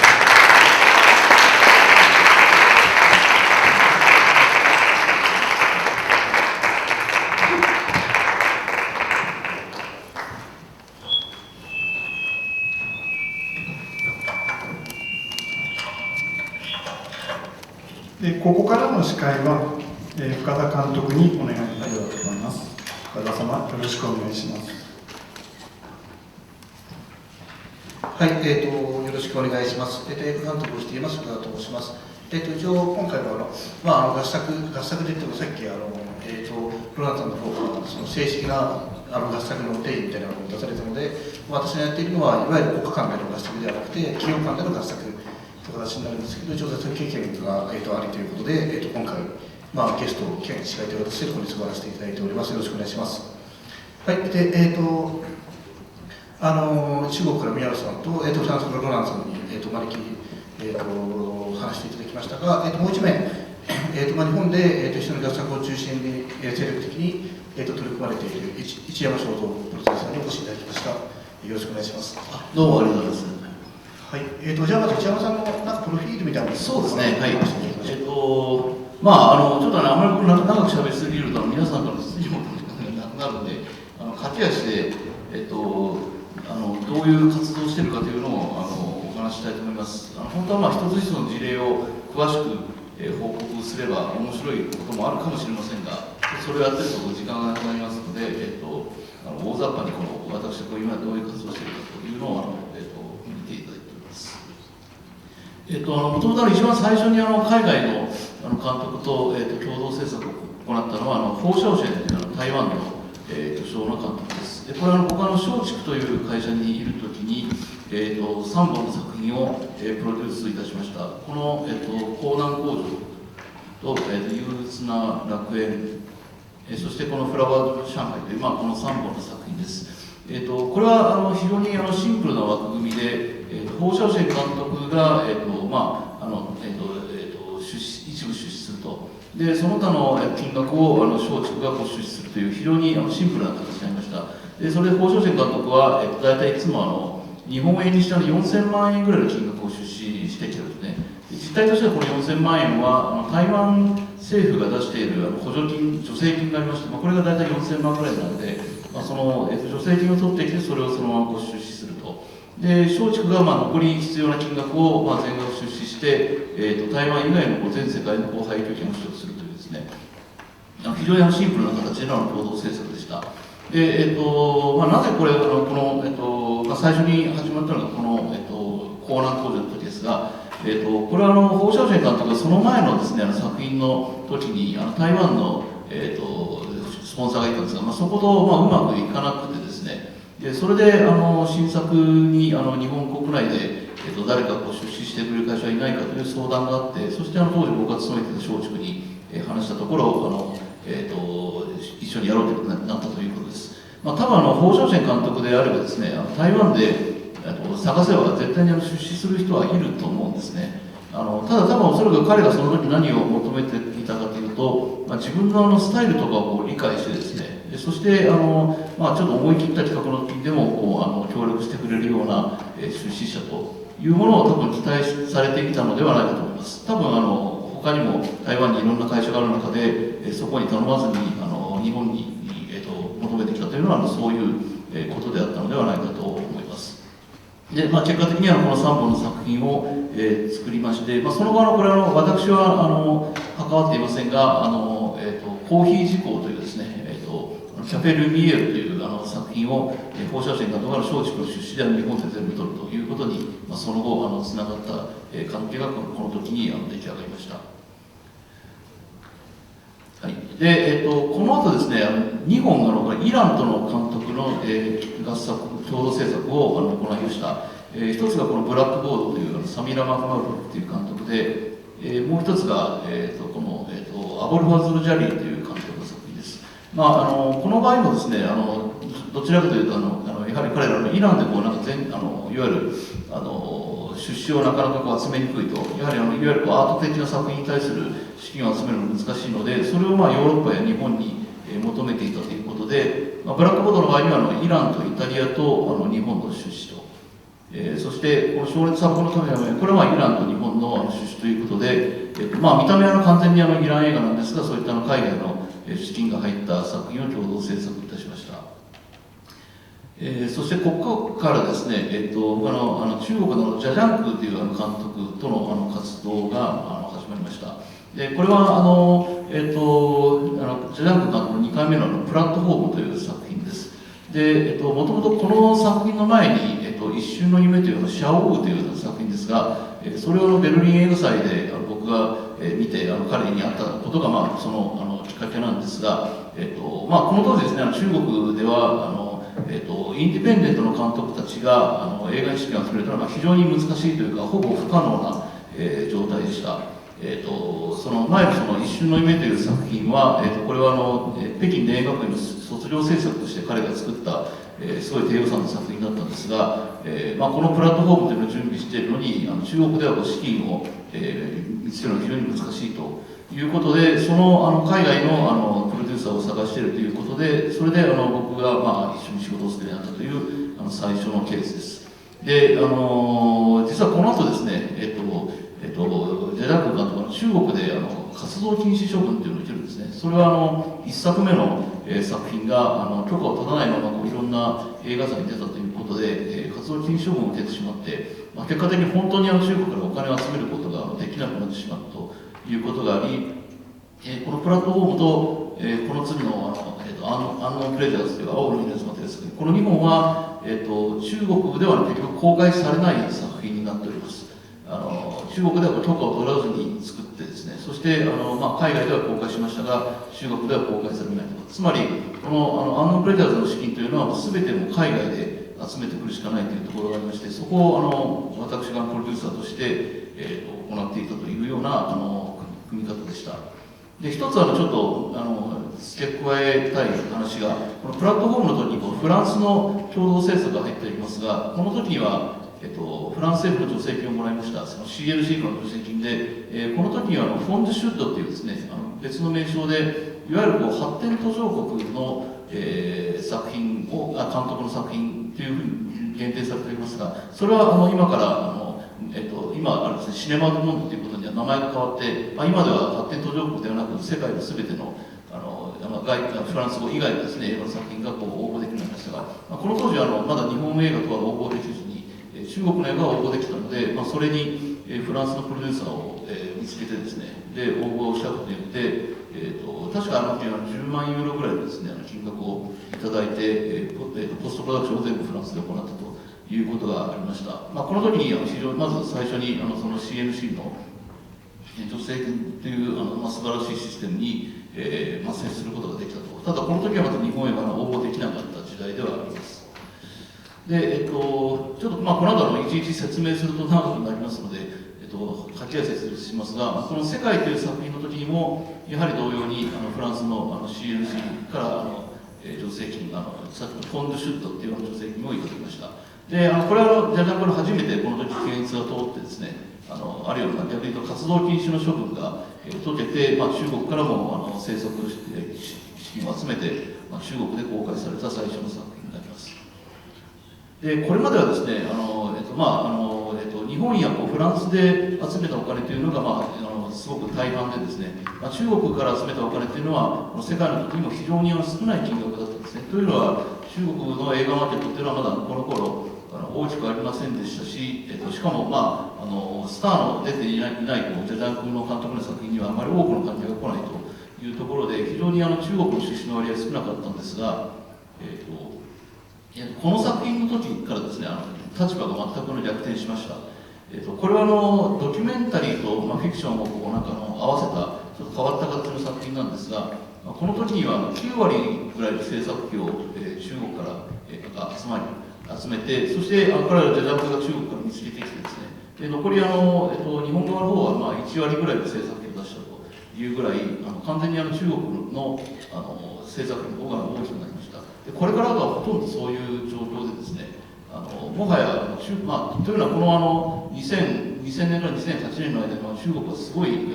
経済的には成長したと。でそしてしかも映画のマーケットがほとんど広がってきたので、映画で出資するという企業もたくさん出てきたということで、全く立場が逆転してしまい、あまり私の方はお金を集めるというですね、ことよりは、他のクリエイティブなこととかで、プロデューサーとしてはもちろん関わっておりますが、お金集めの面ではほとんど中国で集まるということがこの後始まりました。で、これはいろんな事情が中国では公開ができなかった作品なんですが、この場合にも制作費は中国で、9割ぐらい、9割とそれ以上ですね、金額が集まって、日本からの出資としては大きく一部出資したりしていないというところです。で、この作品、サンバのストルジャーというような作品があって、これはですね、この時は先ほどスタジオで言いましたフォンドシュートはシネマドモンドにすでに変わっておりまして、でこれはシネマドモンドの助成金を受けた作品です。で、ちょっとここで一つちょっとさっきのロナンさんのですねお話にちょっとつながるんですが、初めて実は中国とフランスの公式の合作協定でこの映画を作ったんですね。要するにそれまではですね、いわゆる合作協定とはこれ関係なく作っていたんですが、この作品に関しては中国とフランスの間に結ばれている合作協定によって作りました。でその理由は何かというとですね、シネマドモンドというその今言った外国映画に対する助成金は、日本円で大体ですね2億5000万円以下ぐらいの作品に関しては問題なく応募できるんですが、それを超えるような作品ですね、例えば3億4億で作るような作品になってくると、それぞれの国の合作協定の規定を満たしていないと応募できないという決まりがあります。つまり低予算の映画には優しいんですが、ある程度予算のある映画にはそういった厳しい条件を設けしているといういわゆる助成金なんですね。でこの作品はもっと3億以上ですね、金額で作られましたが、中国とフランスは合作協定を結んでいたので、応募することができました。ところがこれもし日本映画だとですね、これ応募できなかったわけですね。3億以上の制作費だと応募できないと。中国だからこれが合作協定のある程度応募できたということなので、僕もずっと前から早く日本とフランスの合作協定が承認されるべきというのを言っているのは、こういった経験もありましたので、それを痛感しておりますが、そのためにもちろんだから合作協定を満たすために先ほど言ったのポイント制をですね、またクリアしなきゃいけないということもあって、これはポストプロダクションをすべてフランスでやり、編集もですね、台湾に住んでるフランス人のマチューラプロという編集者に頼んだので、そのあたりも消化して、ただ最後にどうしても1ポイント足りなかったんですね。でそれをどうしようかと思ったときに気がついたのは、これ音楽は菅野義弘さんという日本人の音楽家さんですね。これはジャジャンクの前に2本宝少女のフラワー上海とジャジャンクの作品2本で音楽をお願いしているので、もちろんジャジャンクの方からも菅野さんにお願いしたいという話があったんですが、菅野さんは実はほとんどフランスに住んでるんですね。ということで、先ほどロナさんのにありました国籍は関係ないと、フランスに EU 圏に住んでいる人があればそれは EU と認められているですね、その条件を満たしていることが気がついたので、最後の1ポイントがその菅野さんが、フランス大でやるということで条件を満たして、この作品を明確合作協定にのっとって作られた。でその結果非常に良かったのはやはりフランスからかなりの金額を超えると言ってました。多分日本円に直すと1億円ぐらいのですね、金額をフランスから、入るので、それはいろんなものの組み合わせですね、今言ったシネマズモンドの、助成金と、それから MK2 というですね、MK ハードというフランスの会社のセールスの海外セールスの前払い金と MG ですね、それとあとアルテが、テレビ局を買ってくれましたので、アルテの、テレビ局で少し足りないところを M カードが投資として、出してくれるというような形で、合計日本円にすごい1億円ぐらいの金額を全くフランスで取ってないんですね。すべて中国の俳優ばっかり使って撮った作品で、それぐらいの金額を投資してもらえたというのは、多分かなり合作協定のおかげというところが大きいんじゃないかなというふうに思っております。はい、であとはいろんな作品があります。今ちょっと海外の監督、これはサブさんというのが日本の監督ですが、このミスターロンという作品はこういう日本、台湾、香港、ドイツというですね、4カ国の、合作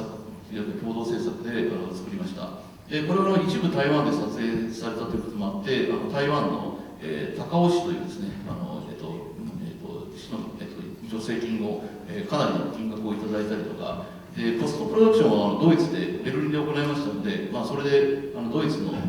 ンドからですね、助成金をもらったりとかいうような形で、日本からの出資額だけだと6000万ぐらいなんですが、結果的に1億円ぐらいのですね、制作費で、作れたので、その分予算を有効に使えたという意味では非常に助かった企画です。でこれは今日会場にも監督来てますが、ラバーズ・オン・ボーダーズというポルトが構立している作品で、これはポルトガルと日本とアメリカの、共同制作なんですが、7割ぐらいがポルトガルで撮影されて、3割ぐらいが日本でということですね。これは日本からの、文化庁の共同制作の助成金と、同時にポルトガルにあるですね、助成金がやはり共同制作の助成金がありますが、この2つを、ほぼメインの、ソースとして作った作品です。でこれ再びジャジャンク監督の作品で帰れない2人というタイトルで公開されました。でこれはもともと実は中国、フランス、日本の合作になるはずだったんですが、昨年オフィス機関が活動停止したということがあって、最初合作、いわゆるあれですね、契約書まで結んだんですが、結局そのオフィス機関が引いてしまったので、結果的に中国、フランスの合作になりましたが、これもやはりさっき同様にシネマードボンドの助成金をいただいて作ったという作品で、この時にはフランスの要素としてはですね、カメラマンのエリック・ゴーティという是枝さんの映画を最近撮ったカメラマンですが、この人に撮影を担当してもらって、そこでまたポイントを稼いだというようなことが分かりました。だからこれは非常に実はもともとジャジャンク監督のレギュラーのカメラマンのユーリクワイというカメラマンがですね、ちょっと他のことで忙しくてできなかったということで、じゃあ誰か代わりをというときに、そうだ、ここではフランスのカメラマンを使うとポイントが稼げるというですね、そういうこともあって、それでユーリクワイに誰かフランスの知り合いがいないかというところに聞いたら、エリコーティがいいんじゃないかということで推薦を受けて、エリコーティ頼んで、非常にうまくいって、エリコーティ本人もすごくなかなかいい人だったので、面白い撮影ができたと思いますが、そのように合作協定があるおかげで、海外のそのフランスの人たちを使うきっかけになるというのもこの作品で体験したということがありました。で、これ最後の作品ですが、これはこの東京国際映画祭でこの前上映された作品で、これはですね、カザフスタンと日本の共同制作で、制作的にはちょうど半々出し合って、作ると。俳優は日本から森山未來さんだけが参加して、あとは全てのカザフの俳優たちということで作った作品です。でなぜこういう枠組みになったかと言いますと、もともとこれカザフで起こるカザフスタンだけで、カザフスタンの俳優だけで撮れる企画ではあったんですが、やはりどうしても日本からある程度資金を集めるには、今ですね、なかなか日本の要素がないと難しいと。今から20年ぐらい前の頃でしたら、まだDVD の会社とかからですね、出資とか期待できたんですが、今こういうアート系の作品にはほとんどそういった出資が期待できないと。誰かやはり日本の要素がないといけないということで、この子はちょっとカザフの監督のイエルラン・ヌルムハンベトフにですね、提案して、ちょっと日本の俳優を誰か使ってみないかということで、話し合って末に森山さんにお願いしたということになりました。ですからこれはさっきのポイント制度はまたちょっと別に関係のない別の話ではあるんですが、やはり共同で、出資して作るときに何かそういう目に見えたですね、その才能の交流というのが必要であるというふうにことが起きることがあります。でその時に結果的にはすごく面白い作品だったと思います。多分普通にカザフの監督がカザフの俳優が出演しても映画はできたと思うんですが、森山さんが出ることによってですね、非常にまた別の意味合いができていた映画になったような気がしますので、結果的にはこの作品にとってもすごく良かったんじゃないかなというふうには思っております。というところでとりあえず私の今までの経験をざっとお話しいたしました。はい、ありがとうございました。この後また皆さんの方にマイクを戻しますが、今日この、最後に10分ほど皆さんの方にも質疑応答ということで、時間を設けますので、ちょっと今のうちからなんとなく何かを考えておいていただければと思います。じゃあちょっととりあえず今の話を続けてなんですけど、一応私が合作をやってきた経験みたいなもの、あまりにも市山さんの上がってきた映画がすごいお分かりなんで、非常にちょっと自分の作品の話をするのが恐縮なんですけど、一応監督の立場で自分がどういう合作をしてきたのかということだけを話して、またなぜ合作というのが必要だったのかというのを話してから、岩さん、ロナンさんの方でまた話をちょっと戻していきたいと思います。まずこれ、1本目はこのさよならという作品、これ東京国際映画祭でも上映させていただいた作品なんですけど、この作品は、フランスとの合作を目指したんですけど、合作にできなかった作品です。で、なんで合作できなかったかというと、これ次のフチータスという作品で、これは合作、いわゆるすみません、ジャパンフランスコープロテクションと書いちゃったんですけど、国同士の、ロナンさんの定義でいう、国同士の合作ではなく、企業間フランスの会社と、日本の会社で、共同制作した作品なんですけど、これは一応合作ということでやっています。で、これが何でできたかというと、今まで何度も名前に上がっているシネマドモンドっていう、助成金を得ることが、できています。これによって、日本とフランスの合作という形に、させてもらっています。で、次のこの海をかけるという作品は、これは日本とインドネシアとフランスの合作で、やりました。それぞれの、各国の映画会社なのでお金を出し合って、やっています。で、こうやって、合作ですることの意義っていうのはいくつかあるんですけど、まずやっぱりそれぞれの国に出し合うことによって、それぞれの国で、それだけやっぱり、見てくれるお客さんの生口が広がるというのは非常に大きいですね。この作品は、日本で公開された後、インドネシアで公開されて、フランスは来年公開される予定になっています。それだけ、なんと間口が広がるという良さがあるかなと思います。で、これ一応最新作の、横顔という形で、これはまだ、日本で上映中なので、ぜひ見に行っていただきたいんですけど、これも、シネマドモンドっていうところの助成金が通って、作った作品です。じゃあなんでこうやって自分がその合作でやってるかというと、合作でやらざるを得ないのかっていう、別にやらざるを得ないって別に誰かに強制されてやれって言われて合作にしてるわけではないんですけど、理由は2つあると思っています、大きく言って。一つは、これはもう単純に、本当にこれはもう大前提でベースになるんですけど、やっぱり合作にすることによって、いろんな各国、例えば私は日本で生まれ育ちましたけど、日本以外の文化圏で育った人たち、それフランスだったり、インドネシアだったりのスタッフの、いわばセンスが、意見が入ってくることによって、より豊かな作品にすることができるという、ここはやっぱり、ものづくりの上での面白さで、これがまずベースにあると思っています。で、ただもちろんそんな、いわゆる関連的な話だけじゃなくて、やっぱり具体的なお金ですね。ポチッと。映画のお金の集め方、これざっくりと、これ日本に限らず世界どこでもそうです。お金の、集めをすると、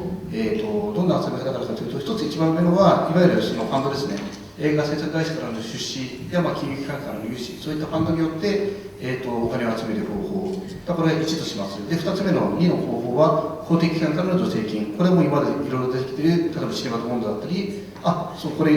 言い忘れてはいけないんですけど、今挙げた、この横顔も、海をかけるも、口に立つも、すべて、文化庁からも助成金いただいています。これちょっと言っとかないといけないですね。フランスと、文化庁から両方から助成金いただいています。はい。で、公的機関からの助成金、文化庁からの助成金だったり、そのフランスからの助成金。で、民間からの寄付、協賛。これがこれも国によって非常に大きいですね。で、これ1、2、3というお金の集め方があるとすると、例えばアメリカなんかは、非常にまずアメリカ映画の市場が非常に大きいということもあるので、もちろん出資っていうのがとても強いですし、民間からの寄付というのもアメリカはすごく大きいですね。インディペンデント映画なんかは、ほとんどいわゆる民間からの寄付が協賛で成り立っているんじゃないかと思うんですけど、逆に公的機関からの助成金というのはアメリカはすごく少ないです。で、一方でフランスはどうかというと、フランスは公的機関からの助成金はとても大きいですね。どのぐらい大きいかというと、大体その日本の文化庁さん、文化庁さん、これですね。これ文化庁さんで、これをとりあえず失礼しましょう。文化庁さん、日本の文化庁さんが大体20億円のお金を、出しているとすると、韓国のコフィックという機関は年間大体400億円映画のために使っていて、フランスになると大体年間800億円、700億円から800億円のお金を文化のために使っています。これだけの差があるということで、非常にやっぱり非常にフランスは公的機関からの助成金がとても大きい。で、それに対してじゃあ日本はどうかというと、公的機関の助成金というのは非常に文化庁さん頑張って支援していただいていて、私の映画も支援していただいてとても助かっているんですけど、とても少ないですね。で、民間からの寄付協賛もアメリカに比べてものすごく少ないです。で、じゃあ映画制作会社からの出資、金融機関からの融資がじゃあすごく見込めるかというと、そこに対して非常に厳しい事情がありまして、これは特にインディペンデント映画についてなんですけど、非常に私が関わっているような、その日本映画の市場というのは大体1000億円なんですね。で、その1000億円のうちの大体8割を、例えば東宝さん、東映さん、松竹さんといった大手映画会社が8割を占めているので、今我々インディペンデントに残された市場というのはこれ2割しかない。で、映画制作費というのはもう市場からしか逆算できないので、助成金も少ない、寄付も少ない社会だと非常にやっぱり低予算にならざるを得ないという事情があります。この間、昨日まで私はアフリカの、映画祭に、参加していました、カルダム映画祭という映画祭なんですけど、そこで一応審査員をやらせていただいたんですけど、そこで一緒に審査員をしていたモロッコの映画監督、女性の映画監督がいて、彼女はまだ1本目で初めて撮った長編映画がこの間のカンヌ映画祭に選ばれて脚本賞を受賞された監督なんですけど、その、方の1本目の映画の制作費は、私のその最近作った横顔という作品よりも、縁に立つ作品よりも、全然大きかったです。1億円以上、大体2億円近くの予算で作っていて、私はその予算を今集めることはできません。もちろんそれは私自身の力不足というのもあると思うんですけど、しかし非常に助成金とかにアクセスできる窓口が少ないという問題もあると思っていますし、その中でこう合作、海外との合作っていう、その日本の市場だけだとお金が非常に集まれてないので、フランスだったりインドネシアと一緒に合作をしていくというのはとても大きな、力になっていきます。で、ここで、ちょっと宮尾さんに伺いたいんですけど、今、日本と中国の方でどんどん合作が進んでいっているという話があって、でかつてはやっぱ対策中心の合作だったのが、今は、そのインデペンデントの方でもっていう話になってきてるんですけど、ただここで一つ、これは私の方の疑問としては、すごく難なく質問としてお聞きしたいのは、結局日本のインデペンデント映画って非常に予算集めが大変で、どうしてもその額が小さくならざるを得ないんですね。でも中国で映画を作ること、中国のマーケットを見越して映画を作るとなると、当然中国で集める予算というのはものすごく大きなバジェットになってくる中で、非常にその資金格差みたいなものが起きるんじゃないかなと思っていて、その中国でたくさんのお金が集まったのに、日本で話をなかなかの大きな額が集められないっていう、特に日本のインデペンデントの映画人は、それは大きな問題にはならないんでしょうか。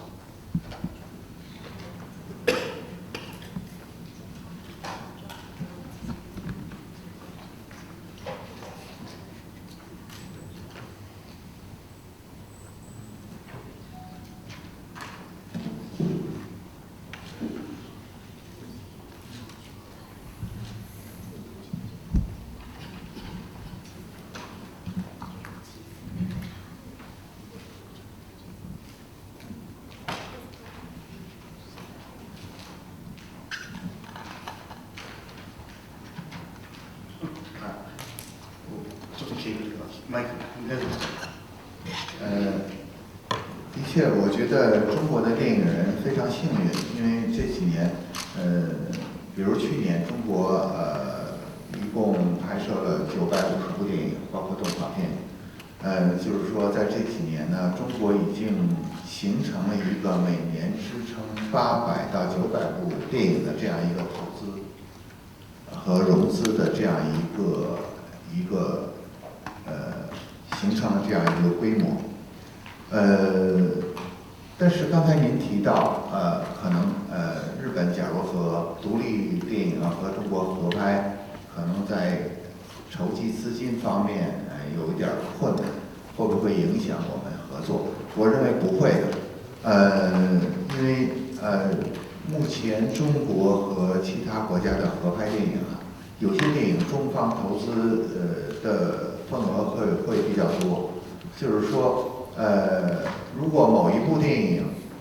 日方的投资比例占的小一点，中方投资多一点，我想这个没有问题因为据我所知，有的电影中方投资可以投到85%左右，就是预算的85%。所以我认为这个不影响我们双方的合作我们还是能得到更多的中国方面的资金。は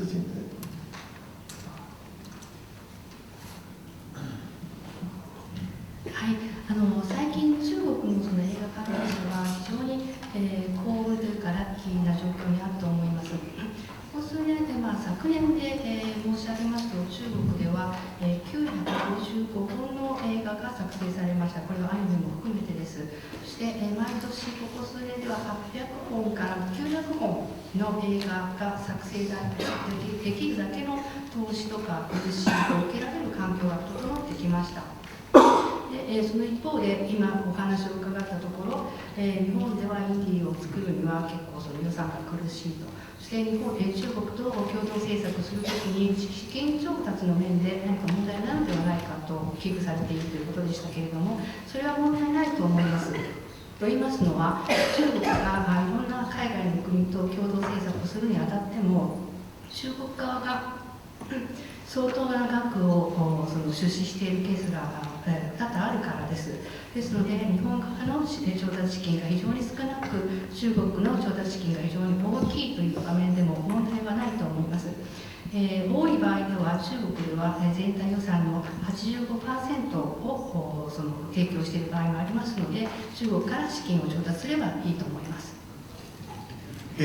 の際には、例えば中国、フランスの方がいろいろポイント制ということでいろんな条件があったんですけど、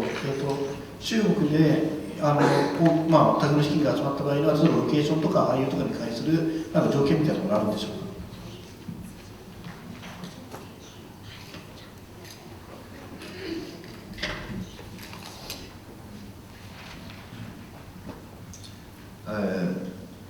中国没有这方面的限制。中国的合拍电影的资金完全来自于就是中国的投资方。当然，所谓投资方的资金不一定是他自己公司的资金，可能是他从银行或者金融机构或者是有专门的电影基金那儿得来的这个资金，所以中国的投资不是政府行为，是完全是这个电影公司的行为，所以它没有任何的限制或者条件，不像刚才提到的从法国政府那儿拿到钱，他可能会有很多的条件要给你打分，这个在中国合作的时候是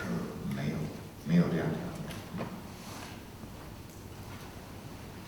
件。そうした条件はございません。この資金というのは中国の投資者が自分が出すもので、会社の資金から出すというものではなくて、銀行から借りたり、金融機関から借りたり、もしくは映画のファンドを使って投資をするものですので、政府とは全く関係がないんですね。ですので、政府の活動と全く関係がないので、そういう制限もなければ条件もつけられません。先ほどおっしゃったような、フランスの場合は政府から出資されるということなので、ポイント制というような条件がつけられるんだと思いますけれども、中国はそういうものがございません。はい、ありがとうございます。じゃあ、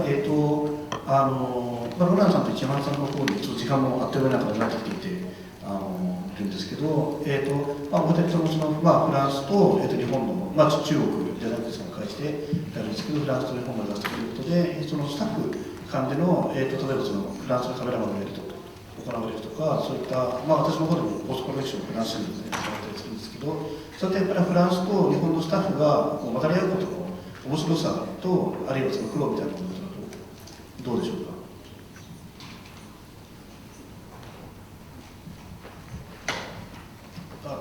どちらか。じゃあ先に僕の場合日本映画ではない、中国の監督の映画ではあったんですけど、非常にうまくいってて面白いのと、あと多分僕はこれ一つの予想なんですけど、ジャジャ君監督は何か第三者の目ですごい必要としてると思いましたね。それは僕がもしかしたらずっと一緒に仕事してる一つの理由かもしれないんですし、その編集マンがフランス人であると、カメラマンが今回フランス人であるというところですね。なんかもしかしたら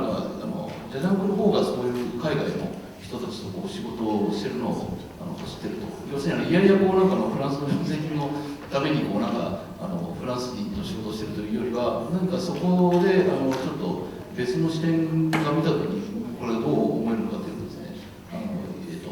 考えて、それがもしかしたら多分彼のいわゆる成功しているというか、長いことですね、世界の映画の最前線に立っている一つの理由じゃないかなというふうには思います。あんまり問題が起こったという話は聞いたことがないですね。はい、ロナンさん自身も日本で映画を捉えたりしてますけど、そういったところでご意見があります。Well, I think that the input of being local. I mean, not only the team, but also the place where you shoot, all the elements of the film. This input is extremely important for a film. I think that a film has to be authentic to please the audience. And it's very often the problem with co-productions is when you have to add an actor and some Japanese elements or some French elements and this and that to add into the film. Most of the time, it doesn't work commercially. People don't want of these films. And on the reverse,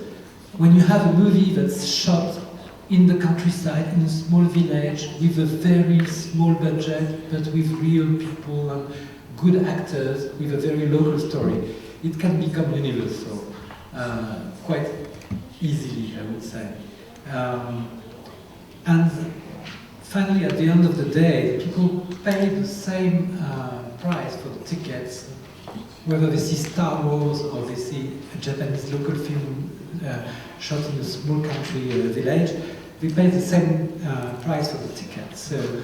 it's much easier for the producers to make money with a low-budget film because they can make like 20 of them and finally get their money back on one of them. It will pay for all the others. So I guess that, going local, going to the real people and to real thing is very, very valuable. Not only for money, but from an intellectual point of view. This is what you get when you go local.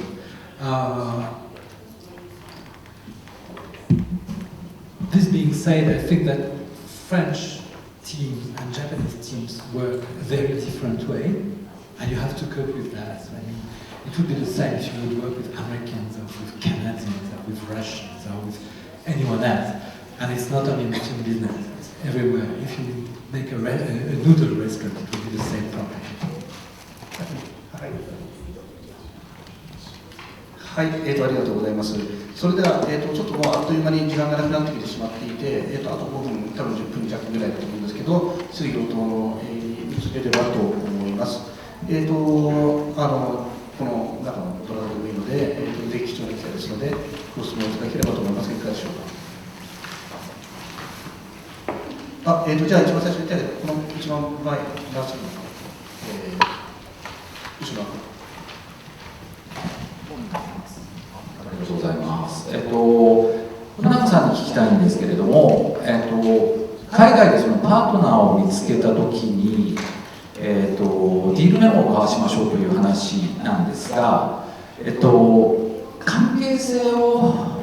解消することを最初に話しておきなさいと。で、関係性を解消するのをこれからプロジェクトを進めるときに関係性を初めから解消することを決めておくっていうのはちょっととても難しいことだと思ってまして、たとえみんなが良くなるために5% のシェアを最初から決めようということを言ったときに、例えばプロデューサーがいなくなって次に興味をプロジェクトに興味を示したプロデューサーがその 5% のシェアがもう最初から別のプロデューサーにあるっていうと嫌がらないですかということと、次にテイクオーバーするそのプロデューサーが、前のプロデューサーが、開発したそのスクリプトと全く違うもので、映画を成立した場合って、その解消のなんていうんですかね、やり方、アドバイスがあればちょっと教えていただきたいんですけれども。おそらくプロデューサーの方。Yeah, well, what you're telling is the everyday thing. I mean, every time a project is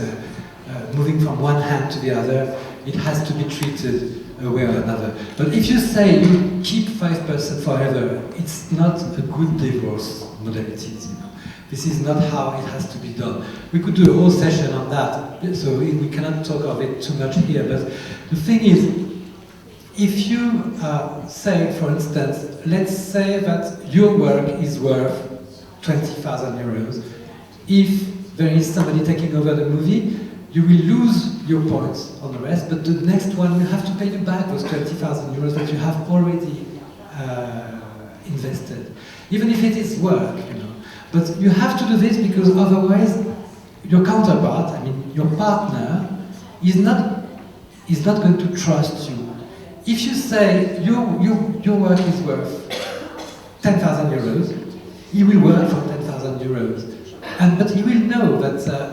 he's not going to work for nothing, so he will work better. So this is the best way to arrange things, because he will know that whatever happens anyway,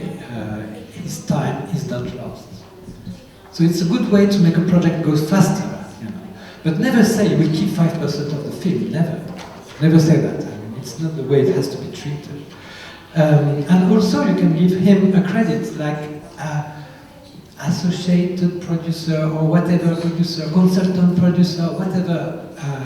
in the final credits of the film. And if you sell the product to someone else, you will keep that. Nobody will complain about having consultant producers somewhere or whatever you want to say, but he wants him to have his name on it. So if you promise that, the guy will work hard for you and he will get the money for your film. はい、ありがとうございます。じゃあよろしければもう1名くらいいけるかな。あちらの女性の方。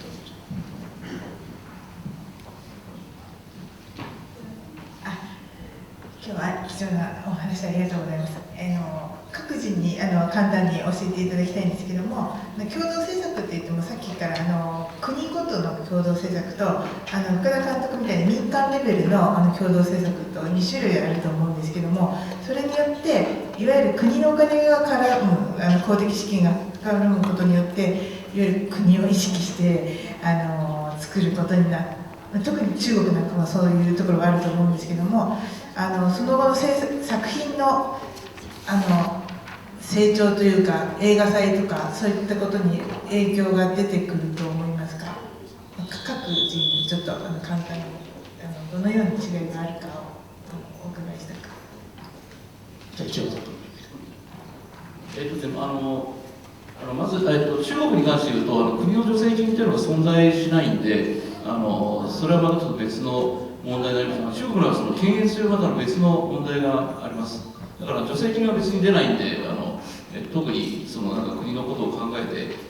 作らなきゃいけないことは全くないんですが、ただ中国の場合公開するにあたって検閲がありますから、その検閲の問題というのは全くちょっと我々日本人からするとですね、ちょっと全くまた別のレベルでの問題が、ありますので、これを話しているとすごく長くなって話はないですが、フランス政府の助成金に関しては、これは我々は分かりませんが、特に別に何かフランスのいわゆる不具合になるようなことがあると出ないかどうかというのは正直分からないというか、それは審査経過の中でどういうふうに話されているかでも全く分かりませんので、どういうふうに判断されているか分かりませんが、よくいろんな例えばアルジェリアとかですね、そういったところの英語を見たときに、どう見てもちょっとフランスに対してあまり良くないようなものでもフランスの助成金が出ているということはよく見るんで、おそらくそういった内容がなんかフランスに対して不利かどうかよりは現実的に見てこれはやるべきという判断がなされているのではないかというふうには想像されますが、それはちょっとロナンさんに聞いた方がいいです。Yeah, you don't need to worry about the content, but anyway, you won't be into an official co-production situation with France. You will be into an unofficial co-production situation. But anyway, you will not. The content will not be a problem. You can say what you want in the movie and get your public subsidy. Regarding the festival strategy, thing that you were mentioning, each festival has its own rules. So, for instance, for Cannes or Busan or, I don't know, maybe Berlin, it's the nationality of the director that counts. So whatever the financing is, does not count. If you make a movie with a director from Kazakhstan, it will be credited as Kazakhstan movie in most of the festivals, whoever is the producer, and wherever comes the money. But you have to check the rules before you go for a festival. じゃあ宮下さん。对中国没有政府的电影资助的资金，但是中国也有地方的，中国青岛建了一个东方影都，这个影都呢，目前有30个摄影，它是一个非常大规模的一个studio， 它目前有超过30个摄影棚已经投入使用了。青岛市政府和万达集团，因为这个影都是万达建的，万达集团和青岛市政府两家去出资，给来这里拍摄电影的这个公司啊退税。实际上这个有点像法国的或者意大利的那种政府的资金的退税。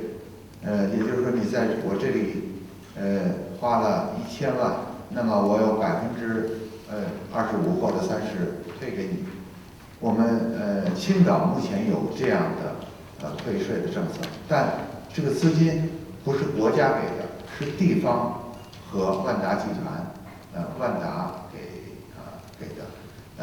他们只要求你在青岛拍摄，用这里的摄影棚。他们没有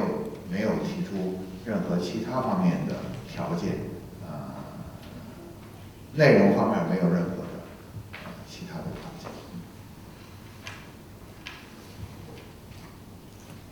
先ほどからもお話出ていますように、中国には政府の助成金というものはありません。ただ、最近地方でですね、その青島というところで、大規模なその撮影所がたくさん作られました。それは青島という地方とそのワンダーという会社が、出資をして作ったもので、そこで撮影をすれば撮影会社にその資金を使った分の何%かが還付されるということになっています。先ほどからこれはそのフランスと先ほどからお話に出ているフランスであったりイタリアであったりというケースと似ていると思います。例えば1000万のバジェットで作った、そしたらそれの 25% か 30% が還付されるというような形です。それが青島で今行われています。ただ使う資金は国のものではなく、地方とワンダーが出すもので、条件としてはその青島という地域で撮影したものであれば、それで OK ということです。内容に関するその条件というものは付けられていません。环太平洋2那个电影是在环太平洋2，就是那个好莱坞电影，你知道那片名？环太平洋第2集是在青岛拍摄的。他们拿到了1500万人民币的退税，就是这个资金。すみません、中国語のタイトル名しかわからない環太平洋2というアメリカの映画らしいんですけれども、これが、パシフィックリムですね。パシフィックリムだそうです。すみません、失礼しました。それが青島で1500万人民元の還付金を得たということです。はい、ありがとうございます。一応私の方からもちろん短いと思うんですけど、まずシネマドボンドの助成金を2本の責任でもらったんですけど、そこに対しての、特に内容に対する条件みたいなのは全くなかったです。おそらく以前にハンズアップっていうフランス映画があって、それがサルコス制限を大批判する映画がサルコス政権中に作られているんですけど、それもクリスティムが CLC の助成金をもらっていたので、特に内容の口出しはないはずで、むしろフランスでそれで内容の条件つけたら多分大規模なデモになったりとか、いわば表現の自由に対する大批判が国民の中で起きるので、多分大問題になると思っています。で、文化庁に関して言うと、文化庁の助成金もまず3本もらってきたんですけど、つまり内容に対する条件というのはないです。で、これただ考えなきゃいけないのは、ヨーロッパの場合は基本的にアームドレングスの原則っていう形で、助成金、公的資金の助成を出すんだけど内容に口を出せないっていう考え方がベースになってるんですね、イギリスでもフランスでも。っていうのがあるんですけど、じゃあ日本でもそれがあるのかというと、あるんですね。日本の場合は文化庁は芸文審という芸術文化振興委員会から振興会だったかな、芸文審という組織が、基本的に助成金の内容を審査して、例えば誰か脚本を読んで助成金を出しています。で、ただ私たちが注視しなくちゃいけないのは、これ多分どの国でも起きるんですけど、そういった独立した第三者機関が国のことを国の顔を売る、国のことを忖度してしまうということは、各国いろんなところで起きている現象で、あるいはその国の方からその第三者機関に何か圧力をかけてしまうという。